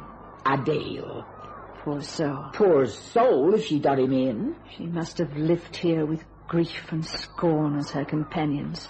She didn't want her, only her money to help his career. But she had one weapon. She was married to him. Divorce was unthinkable to her, and so she had to kill him. Is that what you mean? Well, ladies, have you reached any satisfactory conclusion? Your wife knows the old place as if she'd lived there, Mr. Penwater. Does she? Indeed. Some curious way I seem to remember things I've never known. John, there's something unhealthy about it. It's as though I was in touch with a sick and unhappy spirit, as though something was using me to make its wishes known. You'll never be free, my dear, until this mystery is solved. You do realize that, don't you? No, I realize nothing of the sort. I refuse to have any more to do with this nonsense. Well, you wanted to see the house. Because it was advertised, that's all. It sounded what we wanted, John. There was no other reason. I think there was. If you ask me, I reckon you was called, Mrs. Penwarden. What do you mean, called? Something in that house called you. Then you didn't have no option, my dear. It called you. I suggest we all spend a night in that house and make our minds receptive to any influences that may be there. No. And you, Mrs. Goodlip? Are you afraid? No, I'm not, sir. That poor thing there wants to tell us something, I'd say. It'll be wicked not to try to hear it, especially as Mrs. Penwarden is in touch, as you might say. Karen, have you any real reason for refusing? Are you afraid of what may have happened there? You'll not be satisfied with less, John. Are you sure you want to know what happened in that house? Yes, perfectly sure. Very well. You will have your own way. Karen, what's wrong? Don't you want to know what happened? I know already.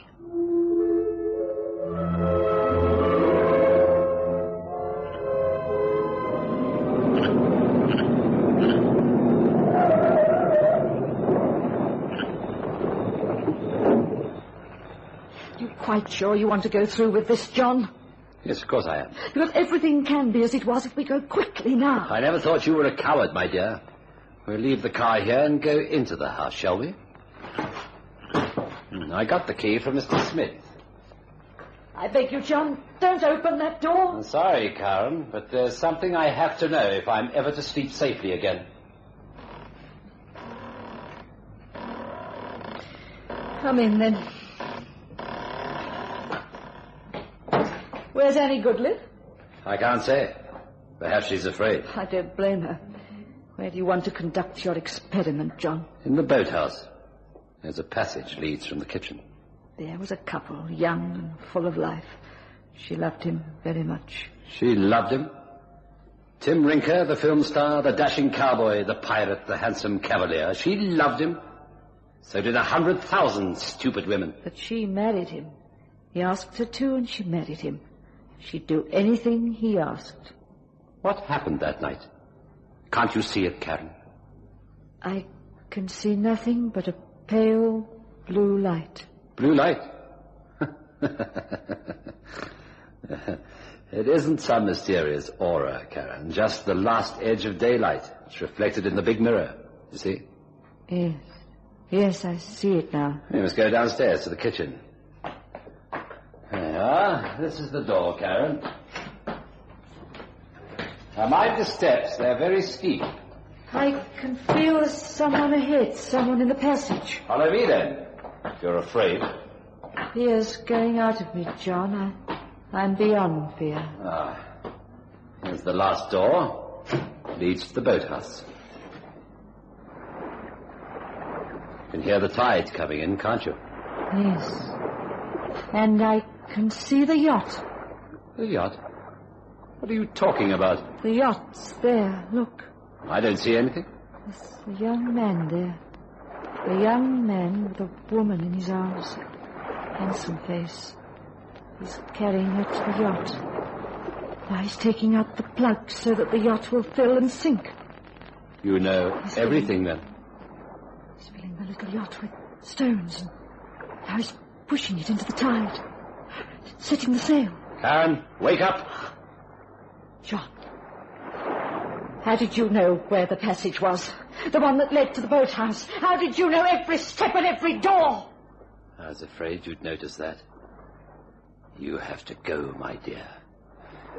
It's all the fault of that little knack you have. You can read my mind. I've heard of it before, you know.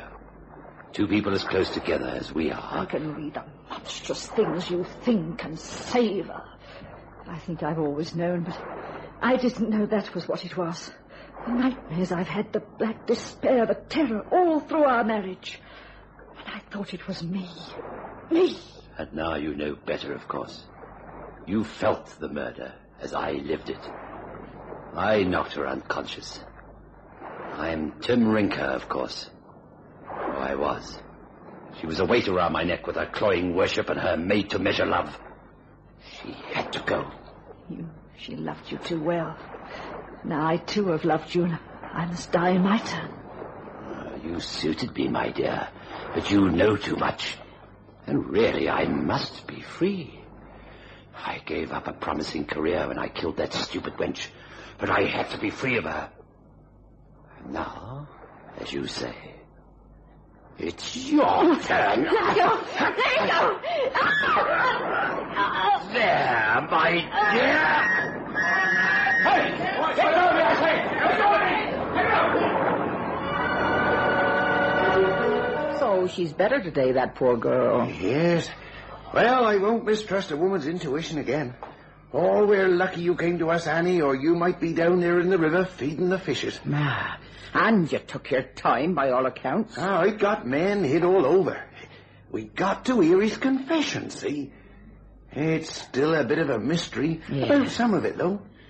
Especially about that yacht you were talking about. Mrs. Penwater kept saying something about it while she was still unconscious. A little yacht that was sailing free out into the ocean. Now, we know that yacht was sunk years ago, don't we? So, well, it's a bit of a mystery, as you say.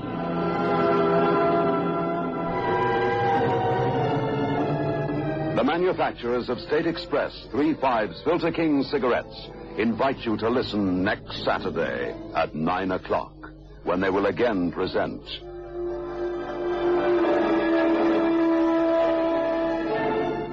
The Creaking Door.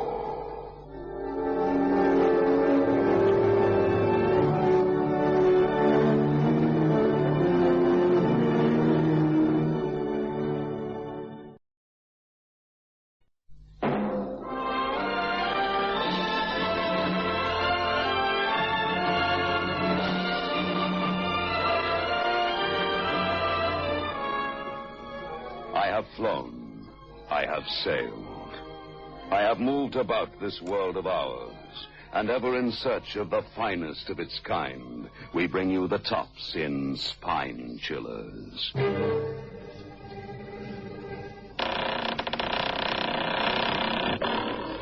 The Creaking Door.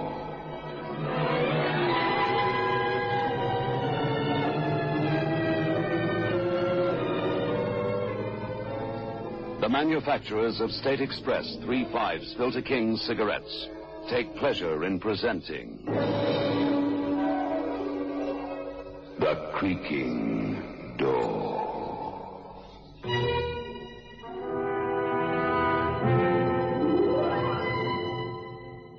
It is a grey world, for dawn is breaking.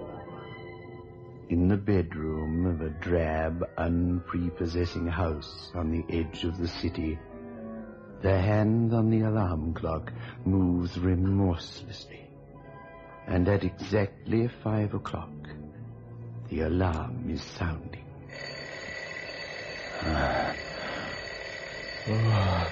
The walk. They all take it. What am I thinking of? That rotten, stinking alarm bell. Not more power than 50 dictators. Shut up. But it won't. It goes deep down, right into my skull. There it started. My hands twitching as though I've got the palsy. What are you afraid of, Jack Powers? Oh. Every time you have to wake up with the dawn. You awake, Jack. Huh? Oh, this wretched alarm bell. Go on forever if someone didn't stop it. Jack, dear, wake up. All right. All right. I'm awake. You better hurry up. Go and put the coffee on. Look at you. You look like death. What? What do you mean I look like death? Don't you go using that word in this house. Oh, sorry, perhaps I shouldn't have done. I'm sorry. You get so touchy on mornings like this. I'll get your coffee.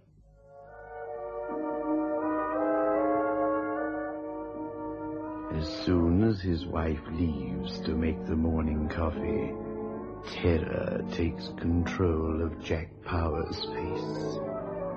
He begins to dress quickly and efficiently, for Powers is a neat man, precise in everything he does, conservative in his dress.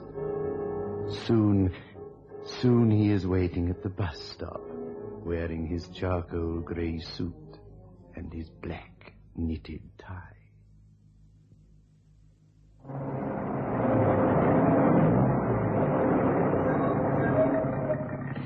Morning, Mr. Powers. Morning. You're going to the usual place. I read about it this morning. Yes, I'm going to the usual place. You haven't been there for some time, have you, Mr. Powers? No, I haven't. Here you are, 2 shillings. Oh, thank you. That's your right fare. Here's your ticket. Thank you. You're looking a bit pale this morning. Suppose it's having to hang someone. I see they got off a petition. Look, do you mind? I don't want to talk about it. Oh, sorry. Always get too talkative when the bus is empty. Wouldn't have your job for the world.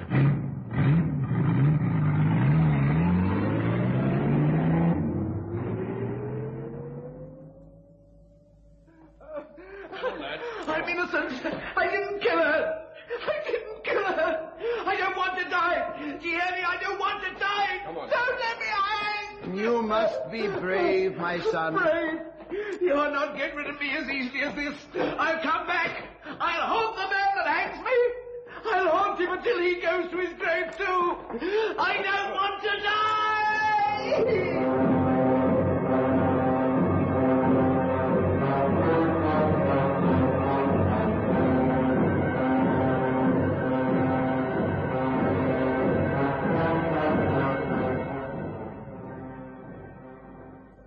Mr. Powers, haven't seen you here in a long time. What'll it be, usual? Make it a double. Double coming up, sir. Oh, let's hear what's on the news. Early this morning, 3 of the victims of the accident are as yet unidentified. George Farmston, sentenced to death at the Old Bailey for the murder of his wife, Mildred Farmston, was hanged this morning at Penwater Prison. He went to his death, protesting his innocence. Do you have to have that wretched thing on? It's been reported from Washington that the President of the United States will not die. Thanks. Sorry. I know if I was in that condemned cell, knowing that they're going to come for me, and the prison warder says, "Would you like a last request?" Do you know what I'd reply? What? I'd say, "Open the cell door and let me out of here."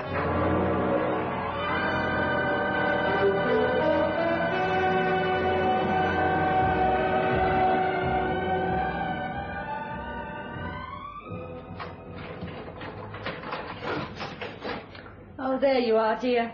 How did it go? Stop talking as though I just took part in a dart match. I just hanged a man, don't you understand? I'm a public hangman, and I've just given somebody the drop. Jack, what's come over you? This isn't the first condemned man you've hanged. It's your job. You wouldn't be doing it unless you wanted to. No one asked you to apply for the work. I suppose you think I did it for the money. Well, you're wrong, Martha. I earn enough as a commercial traveller. I did it because I'm fascinated by death. Death, do you hear? Fascinated by the way we get them ready for the long drop. The rope around the necks, the dangling. Stop it, do you hear? Stop it. Oh, you asked me, didn't you? You wanted to know all the gory details. Why do you look at me like that? Why are you staring at me with such hate? Because I'm filled with hate. Hate for you. Hate for me. Hate for the whole wide world. I don't know what's come over you lately. I really don't. What have I done? Somehow your job on this wife murderer has made you different. Huh? Why do you say that? What do you mean different? Come back and talk about it, what the padre said, what the prisoner governor said, the way the convict to be hanged. You're frightening me, Jack. You'd better give up this work if it makes you like this. All right. Shall I tell you what the condemned man's last words were? I'll come back and haunt you, he said. Haunt you all to your graves. Stop it, Jack. Look, you're a bit run down. You need a holiday. Why don't we ask Mr. Stone if we can have a couple of weeks off? We? You're mad.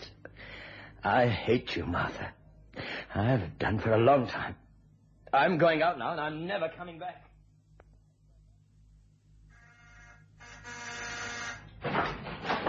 You shouldn't have come here.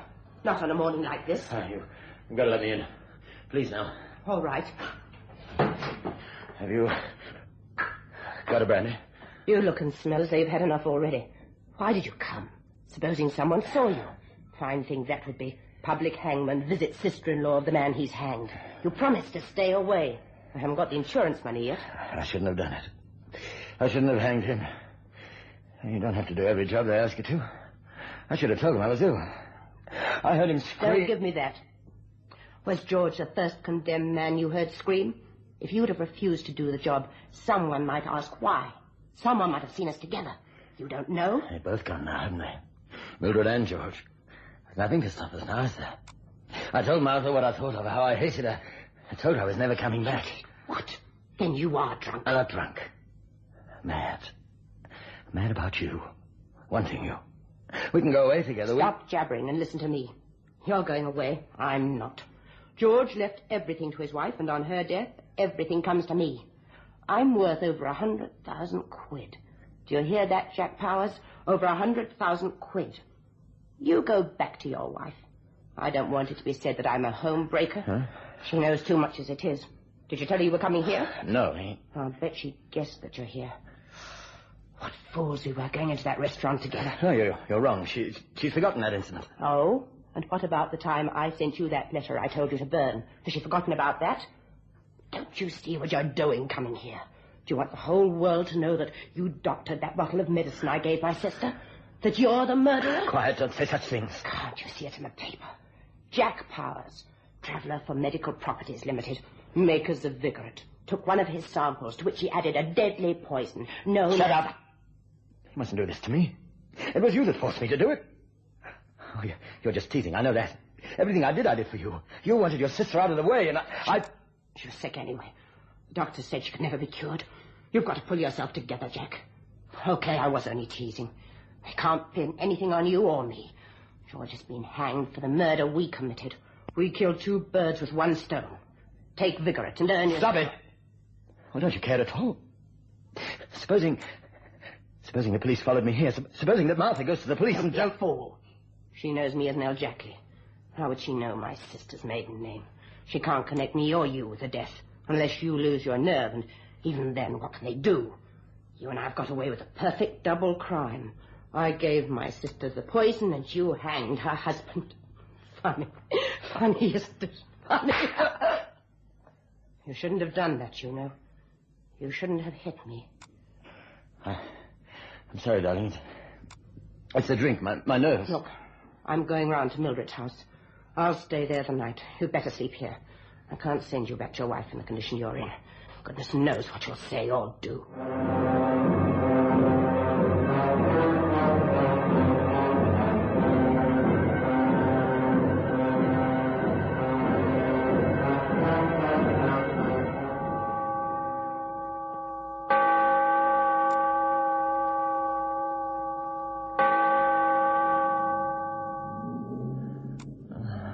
And for this horrible crime, of which you have been found guilty beyond all doubt, you shall be taken to a place of execution. And there, at a time appointed according to the law, you shall be hanged by your neck until you are dead.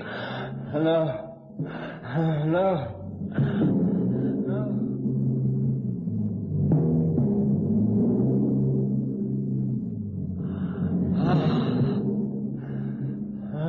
I didn't kill her. Don't let me hang. You mustn't let me die. I'll haunt the man that hangs me until he goes to his grave, too. I don't want to die. Don't hang me, Jack Powers. Don't hang me. You killed her, and now you're killing me. Don't hang me.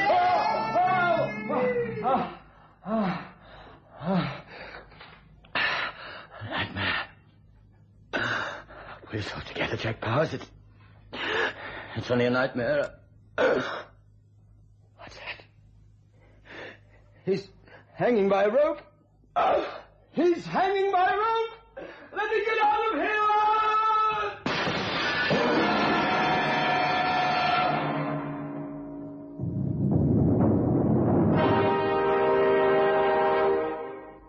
I'm awfully sorry, Mrs. Powers. It'll be necessary for you to identify the body. It's one of those bits of red tape that's rather necessary. I'll pull back the sheet now. Yes, that's him, all right. That's my husband. Inspector, if only... I think I ought to tell you, ma'am, that your husband was in the apartment alone. The caretaker was on the same floor, heard him screaming, and rushed to open the door with the master key. Unluckily, it was too late. He saw your husband hurl himself through the window. By the time they got to him, he was in a very bad way, hemorrhaging badly. Any idea why he was in that flat? Yes, Inspector, he hanged a man yesterday morning. He likes to get away. It's a most nerve-wracking experience. Yes, we knew he was the public hangman. I think he probably explains it all. According to the ambulance attendant, he was babbling incoherently. Kept trying to say something, but he didn't want to die. He didn't want to die, obviously referring to the job when he hanged George Farmston for murder. I'm afraid your husband must have had a nightmare. And the tragedy was that the apartment was on the 8th floor. You have our deepest sympathy, Mrs. Powers. Thank you. Speaking as a policeman, your husband was doing a fine job. The public don't realize what a service the public hangman does. I shall get in touch with the doctor and arrange for your husband's body to be removed. Now, don't you worry about a thing, Mrs. Powers. You go home and have a good rest. You need it.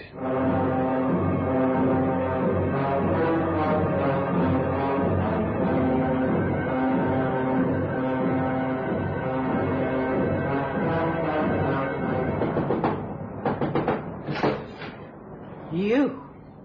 What do you want? Isn't it bad enough to have all these reporters and photographers? Now you have to pay me a visit. It wasn't my suggestion that Jack spent the night here. Was it yours? Why have you come?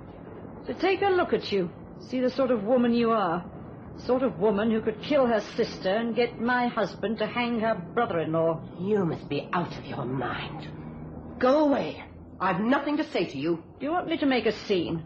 Do you want me to go through to the balcony and shout that my husband didn't have a nightmare but committed suicide because his brain couldn't stand the horror of what he did? And all for a cheap piece of rubbish like you? If you don't go away, I'll call the police. Will you?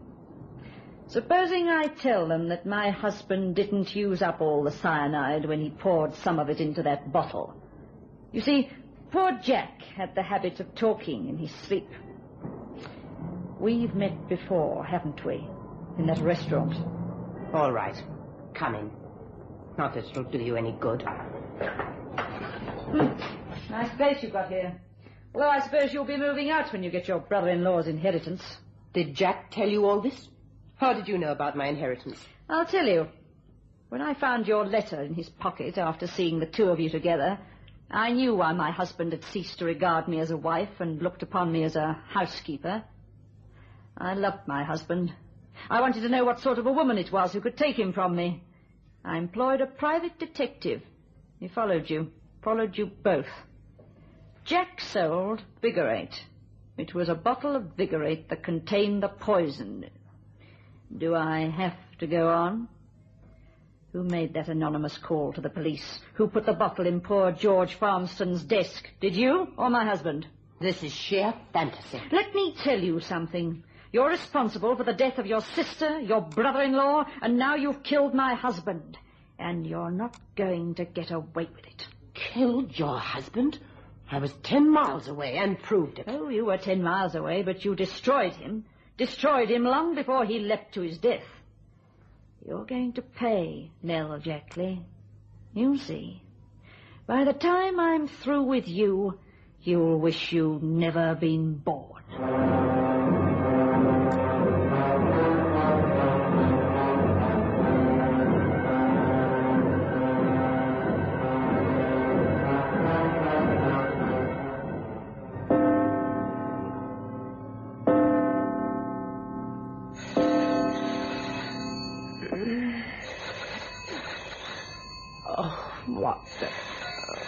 Let the wretched thing ring.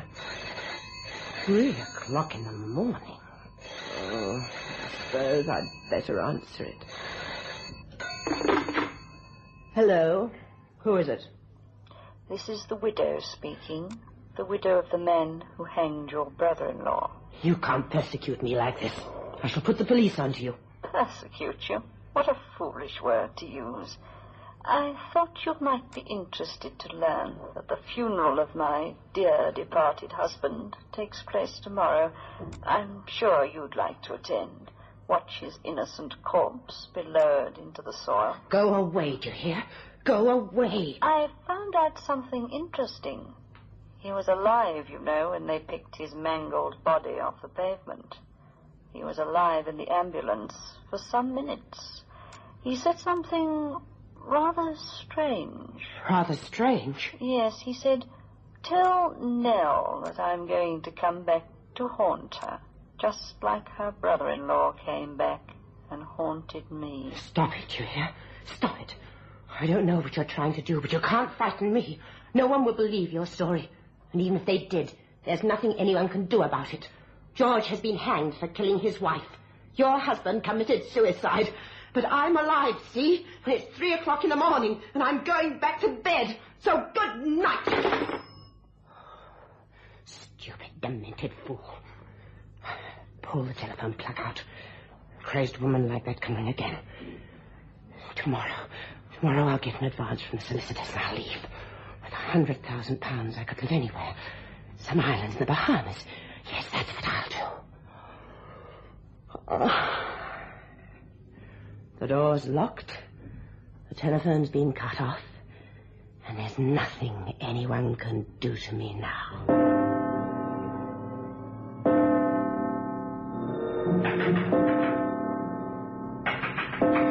What the...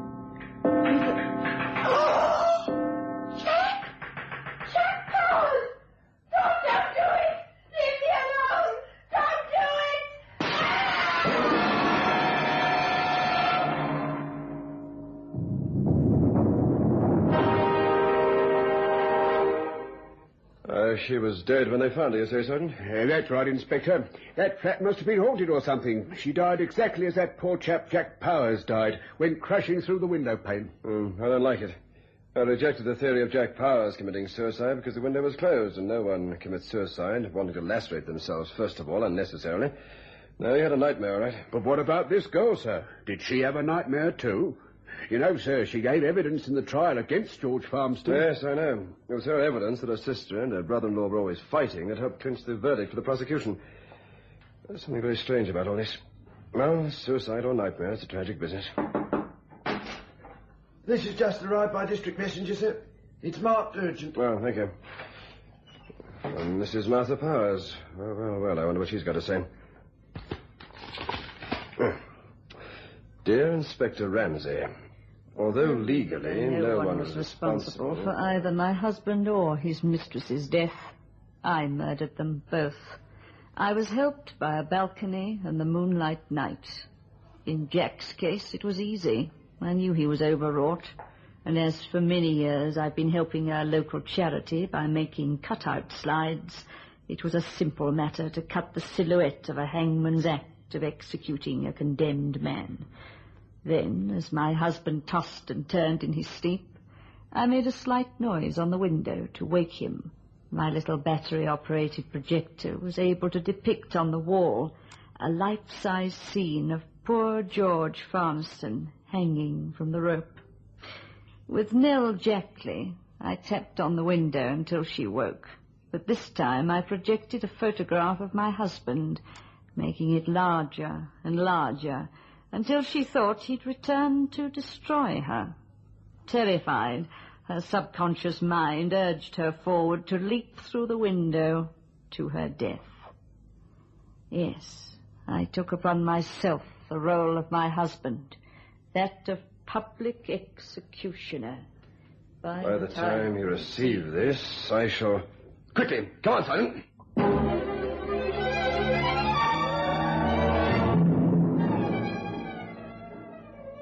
At least Martha Powers used a less dramatic and less painful way of ending her life. Yes, sir. She looked quite peaceful with her head on the pillow next to the gas ring. This statement she's left behind proves pretty conclusively that poor George Farmston was hanged for a crime he didn't commit. Hanged by the man who did the murder. That's what beats me. Oh, come on, let's go. I've just had a thought, sir. Supposing they hadn't hanged George Farmston and he got penal servitude for life, none of the other murders would have been committed. Yes, a thought indeed. It does make you think, doesn't it?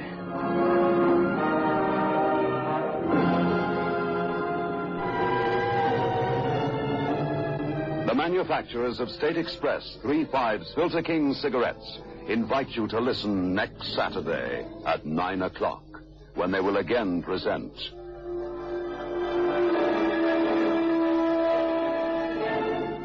The Creaking Door.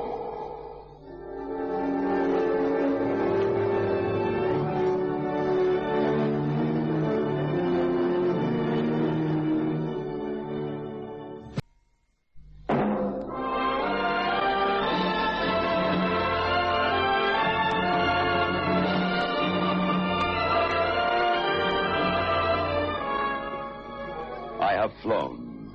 I have sailed. I have moved about this world of ours, and ever in search of the finest of its kind, we bring you the tops in spine chillers.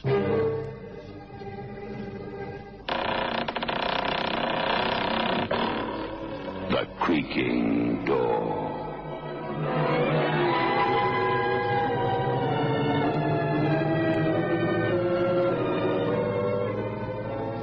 The manufacturers of State Express 3/5 Filter King cigarettes take pleasure in presenting The Creaking Door.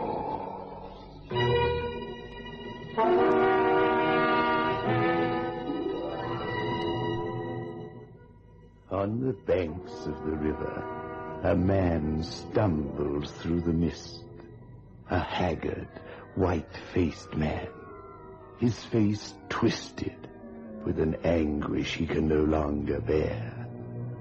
He hurries towards the dark water, as a man might hurry towards the home of the woman he loves. Hey now, where do you think you're going? Let me go, officer. It's better this way than living in a nightmare, hearing the screams of the people and remembering. I don't want to remember, I tell you. No, take hold of yourself. Now, look, if you was to jump in there, I'd be duty-bound to fish you out, wouldn't I? That'd mean I'd get pneumonia, if nothing worse, and me with a family. You wouldn't want that, would you? Her face is always coming out of the mist on nights like this. I don't want to remember, I tell you. All right. We all have a woman we remember from somewhere. Now, things pass, mister. They change and mellow. You'll forget you was ever in love with her. I won't forget how I killed her. Had any food in the last 24 hours? No, I've been wandering the city. Well, come and have a bite and you can tell me about it. It's as he said it would be. Everything is fated. A man cannot choose the time to die any more than he can decide the time to be born.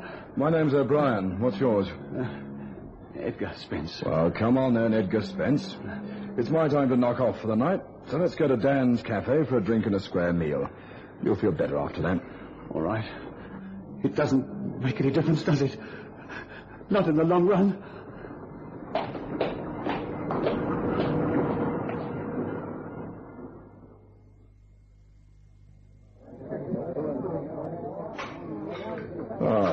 Well, there we are now. You feel any better? I'm not hungry anymore. Men think they are so important. They think their little thoughts and big philosophies matter. They never seem to remember that a man with a full belly can be a philosopher. A man with an empty one can only be hungry. I've been hungry a great deal. How did you come to kill your girl? Traffic smash? That leaves a man full of remorse. I mean, if he escapes and the girl... Oh, no. This was no accident. She was murdered. Murdered? Yes. I killed her. Oh, you don't say. Now, how did you come to do a thing like that? Look at me. Do I look brutal and bestial? No, not a bit. I'd say you were a friendly, ordinary sort of chap. Look at my hands. Are they the hands of a murderer? No, never. I'm a magician by trade. That's why my hands are so supple. They have to be. Did you ever hear of the great Malvolio? Oh, no, Mr. Spence. You're not going to tell me you're the great Malvolio. I was his assistant. He sneered at me, played practical jokes on me. Malvolio was a good name for him. Oh, he's a great illusionist, a wonderful conjurer, a superb showman. But he's something more. Some thought it was only the gift of hypnotism. But I'd call it something else. Magic. Black magic. Oh, is that so? Does all this have anything to do with how you came to kill your girl? Oh, yes. It started that night in the old Scala Theatre in Vespera. I was his assistant, as I said. But I didn't work on the stage. No. You see, all his illusions depended on fine clockwork mechanisms. A black velvet curtain must move exactly on cue, perhaps while he's directing the attention of the audience somewhere else. I made those mechanisms. I fitted them up for him. I was his carpenter, press agent, valet, anything. Until that night in Vespera, in his dressing room after the show.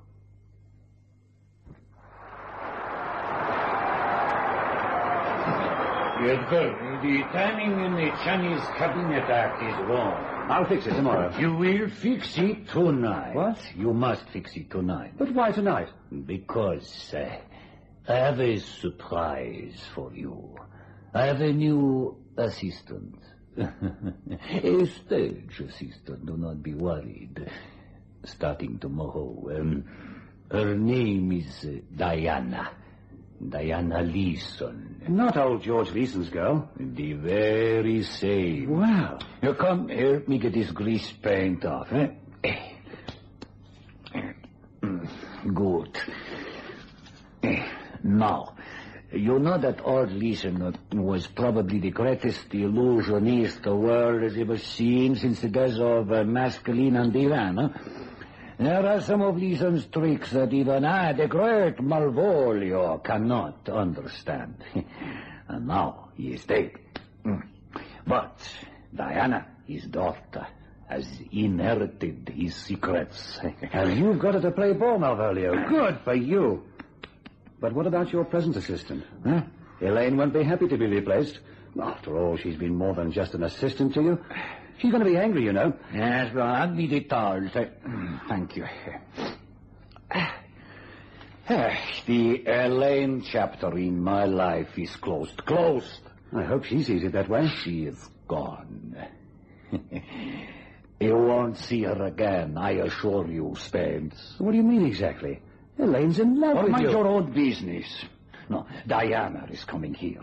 Now, get onto the stage and fix the Chinese box, and be more careful in future. Oh, have you met Diana Leeson? No, but I have heard she's a nice person. She is extremely beautiful. When I have talked business with her, I shall let you meet her. She may have some ideas. Now go, man. What are you waiting for?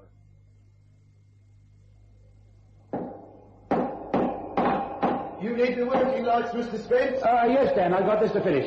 Okay, good night. Pleasant dreams. Good night. He's not finished yet, Spence. No, not quite. I want you to meet Diana Leeson. Hello. Diana, this is Mr. Spence, the man I was telling you about. He's clumsy but willing. We can trust his discretion, however. He'll work to your designs, and we'll recreate your father's base tricks. How do you do, Mr. Spence? Hello, Miss Leeson. I've heard a great deal about you. Didn't you make this Chinese cabinet? Yeah, that's right. It's a very old trick, but the work is exquisite. Thanks. All the best tricks are old, of course. It's how the boss presents them that counts. Yes. Now, my dear, it is getting very late, and I want to take you to supper. Good night, Spence. Oh, but can't you come too? I want that work finished tonight. Sorry. Now, Spence understands. Good night, Spence. That was the night it started. She became your girl? When she joined us, she was a happy human being with a mind of her own. But she came under his influence, as so many had done before her. She was like a rabbit hypnotized by a snake. Soon she was worshipping the ground he walked on. And of course he robbed her of her rights to her father's act. The funny thing was, I think he loved her too. She was easy to fall in love with, small and dark and quiet, yet striking. She was a showman's daughter, and there was something about her you could never forget. Tell me, did you ever see the old illusion of sawing a woman in half? Oh, yes. It floored me, all right. I never discovered how it was done, but of course nobody ever really sawed a woman in half. I mean, that stands to reason, doesn't it? It's very simple. And of course it's been done to death. To death? We revived it with a difference. Diana had some notes her father had made. She explained it to me. Look at the plan, you'll see how it works. We don't use an ordinary saw or the usual patter. We send it up. I'm the old-fashioned heroine, the boss is the villain in the melodrama. It's either to the platform of the circular saw and the orchestra plays spoof music. Oh, yes, something like, the great big saw came nearer and nearer. And I'm calling for help, and this time it doesn't arrive. And as I'm sawn in half, he says to the audience, don't believe everything you read, friends. It's a new presentation. Yes, a good idea. Looks all right, too. Diana, I wish you wouldn't. But it's a wonderful idea. Maybe. Diana, you mind if I say something? Of course not. There was a girl before you, Elaine Somerton. I'd seen her work. She was very good, too. But Malvolio explained to me she was possessive and she made scenes. Some women are like that. Elaine disappeared. The night you came, she disappeared. Di, please think it over. What do you know about this man? His name isn't Malvolio, but what is it?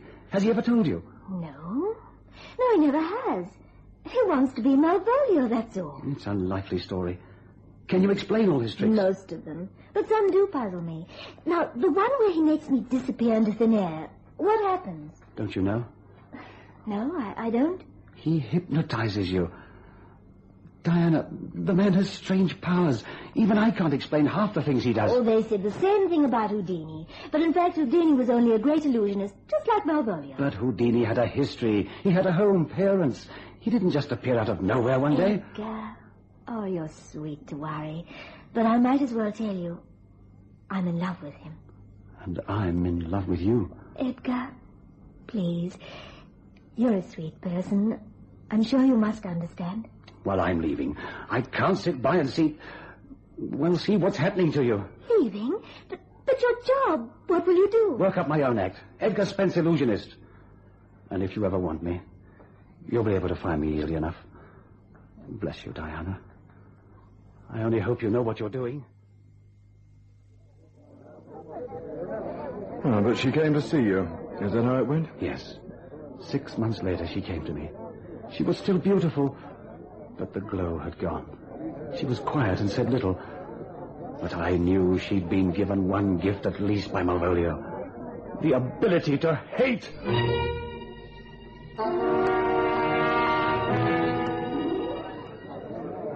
So this Diana came to you, did she? Yes, she came to me. She didn't tell me what had happened. I didn't press her for the story either. But whatever it was, it had turned her into another person. Sometimes she looked over her shoulder, and I could see fear written on her face. She joined my act, and we did quite well, until we played the Palace in Maberley. It's an old theatre, and I'll swear the ghosts whisper in the dressing rooms and take a bow with the live actors after a show. Not that we minded the ghosts. I was happy, and I hope they were too.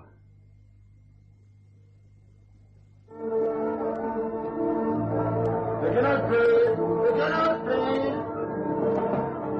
Come in. Hello. Hello. Curtain's just going up. Oh, plenty of time. Oh, that's a wonderful gown. Where did you get it? It was delivered to the theatre this afternoon. Something Madame Carlo thought would suit me, I suppose. Darling, it does suit you. Oh, white sequins. You'll look dazzling when they put the spot on you. Well, dazzle is our business. Di, did you mean what you said on the way to the theatre? Yes. Eddie, I will marry you. It's the right thing for both of us. I've always known it. I just didn't dream we were going to be so lucky. Di? Yes. Ever hear from Malvolio? Not a word. We can forget him, Edgar. You don't still love him? I hate him. I don't know what power he had over me, but I'm glad to say I saw him for what he is before it was too late. You saw him for what he is? What did you see? His eyes were 2 holes burned in his skull with a red-hot iron. There was nothing behind those eyes. Nothing. I was infatuated with him, but you saved me from him, didn't you? Why did you come to me? What was it made you leave him? You never told me. He tired of me. As simple as that. What did he do? Oh, stop it. Don't insist on knowing. I'll kill him if he can be killed. He tired of me. I found myself walking one night, heading to the river. There was nothing in life for me. I must die. The thought was simple. It filled my mind. Perhaps that's how he killed Elaine. I stood at last looking into the water. There was nothing left. Then I remembered what you told me. 2 ideas fought in my mind, yours and his.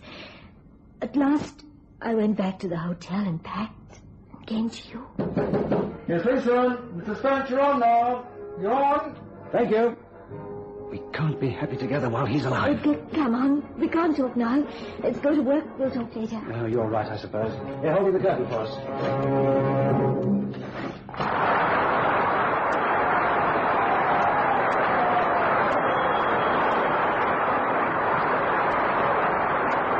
Ladies and gentlemen, they say that life is an illusion. Well, that's what I intend to demonstrate tonight. Now, just look at this pole. an ordinary flower bowl. Empty, harmless. A mass-produced article like thousands of its kind. One pass and... Hey, presto! Why, it's full of roses. Diana, come and meet people. Diana. I knew she was in that cabinet. So drove the stalls. I've seen him. I'm not dreaming, am I? No, it's Malvolio. And he's smiling. Smiling, that evil grin of his. He sat there smiling at us. A man without a past, without pity, without a soul. A thing of such indescribable evil. Oh, I know the feeling of looking at a man like that. How can you? Oh, well, I've helped arrest some evil ones in my time. Harry Latch, the Wanstead killer, Wilcox the strangler, Bad Bennett who bricked his missus up in a wall. Then you know. You sense evil. You get expert after a while. There's nothing you can see or touch. But as we worked on the stage like two performing seals, for the applause and the laughs, the amazement and the kicks of the audience, I could feel evil reaching out for me. We came to the last trick in our act. I knew there was going to be some trial of strength between this evil man and myself. And I understood quite suddenly where Diana had got that dress, who had sent it to her. I didn't know why.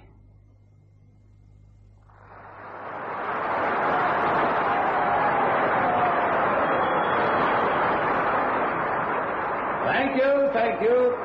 Now, ladies and gentlemen, you've heard of the old trick of sawing a woman in half? Well, no magic show is complete without it. I've got a slightly different version for you this evening, and I offer £1,000 in cold cash to any member of the audience who can tell me how it is performed. It never strikes any of you that I simply use a different woman every night. And now here is my lovely assistant. And here is the circular saw. All electric, all automatic. Unstoppable, impossible to fool. Diana? Yes, Edgar? Lie on the saw platform, if you please. Of course. That's it. Trust me? Of course. You must be crazy. Now I start the saw with this button. And now I direct my will to the saw blade. I prove that not even whirling steel can stand against the magician's magical power.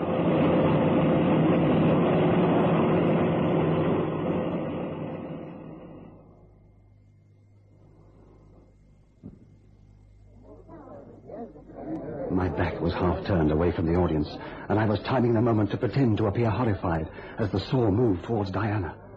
It doesn't matter how the trick was done in our version. I had a concealed button under the sleeve of my jacket. A press and a mirror swung into place, and the illusion that Diana was still lying in the path of the saw persisted. The lights dimmed.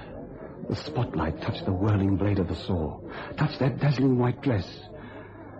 And as I looked at the blinding light, I heard Malvolio's voice. Cannot touch the button under your sleeves, Ben. Your powerless to stop the saw. You are transfixed to the spot. You cannot move. Malvolio, you evil devil! You cannot move. It is impossible for you to move. You cannot move. You cannot move.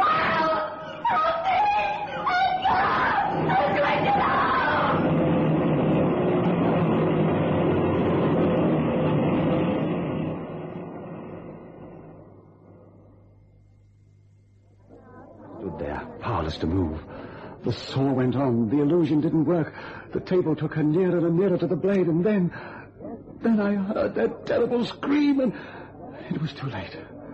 I turned and ran from the theater. I got my car and headed for the city. And I've been wandering there. I don't know how long I've been wandering. Then I seemed to hear the boats calling in the mist on the river. I stumbled down somehow towards the river, and then I met you. You didn't murder the girl, then? No, of course not. Malvolio killed her. But what does it matter? Diana's dead, that's all I care about. Besides, who would believe me? Well, I'm a cop, and I'm inclined to believe you. Oh, thank you. Thank you. You don't know what it means. Just that somebody knows what happened. That just one person in the world believes me. Oh, I believe you, Mr. Spence. You're telling me this as it comes out of your mind. You want anything more to eat or drink, by the way? No, thank you. You've been very kind. Oh, not a bit of it. And you won't give us any trouble now, will you? What? Trouble? Well, you see, the man who owns this place, Dan Rafferty, was a cop himself once. I slipped a wink to him when we comes in, and he recognized you, too. There's men from, well, your nice sanatorium all around. Where is he? That voice! I know that voice! Oh, Dr. Turkis has arrived. Dr. Turkis, that swine! Before I go, I'll finish you, O'Brien. I'll kill you! Oh, be good and take it easy. I'm going to whistle here and... You betrayed me! You sold me to the Stay where you are.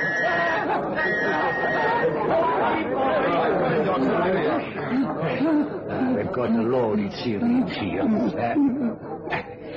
There. You devil. You... Turkis! Dr. Turkis! You're Malvolio! Malvolio! Relax, Edgar. You'll wake in a nice, clean bed. You will like that, won't you? Is he really dangerous, like you said in the papers? There. He's going to sleep. Dangerous? Yes. He killed that poor girl in front of an audience. He didn't seem the sort. Oh, they never do. It is a typical severe case of schizophrenia, the split mind. He was two personalities. Sometimes he is himself, Edgar Spence. Sometimes he is Malvolio, his wicked self.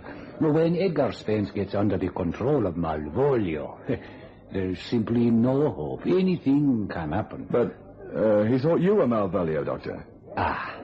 Yes. A typical transference. One lays one's sins onto a scapegoat. Oh, no, officer. I am not Malvolio. But would it not be a joke on Spence if I were?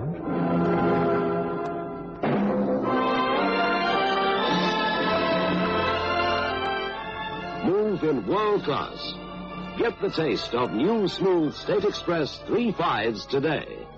We promise you, it's the smoothest cigarette you can get.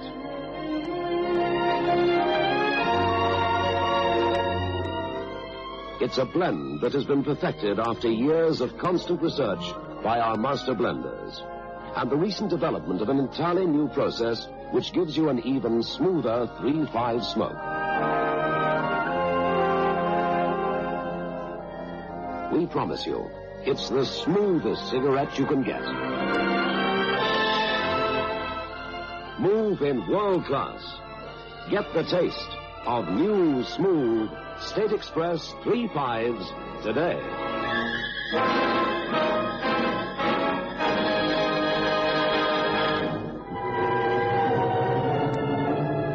The manufacturers of State Express 3.5s Filter King cigarettes invite you to listen next Saturday at 9 o'clock, when they will again present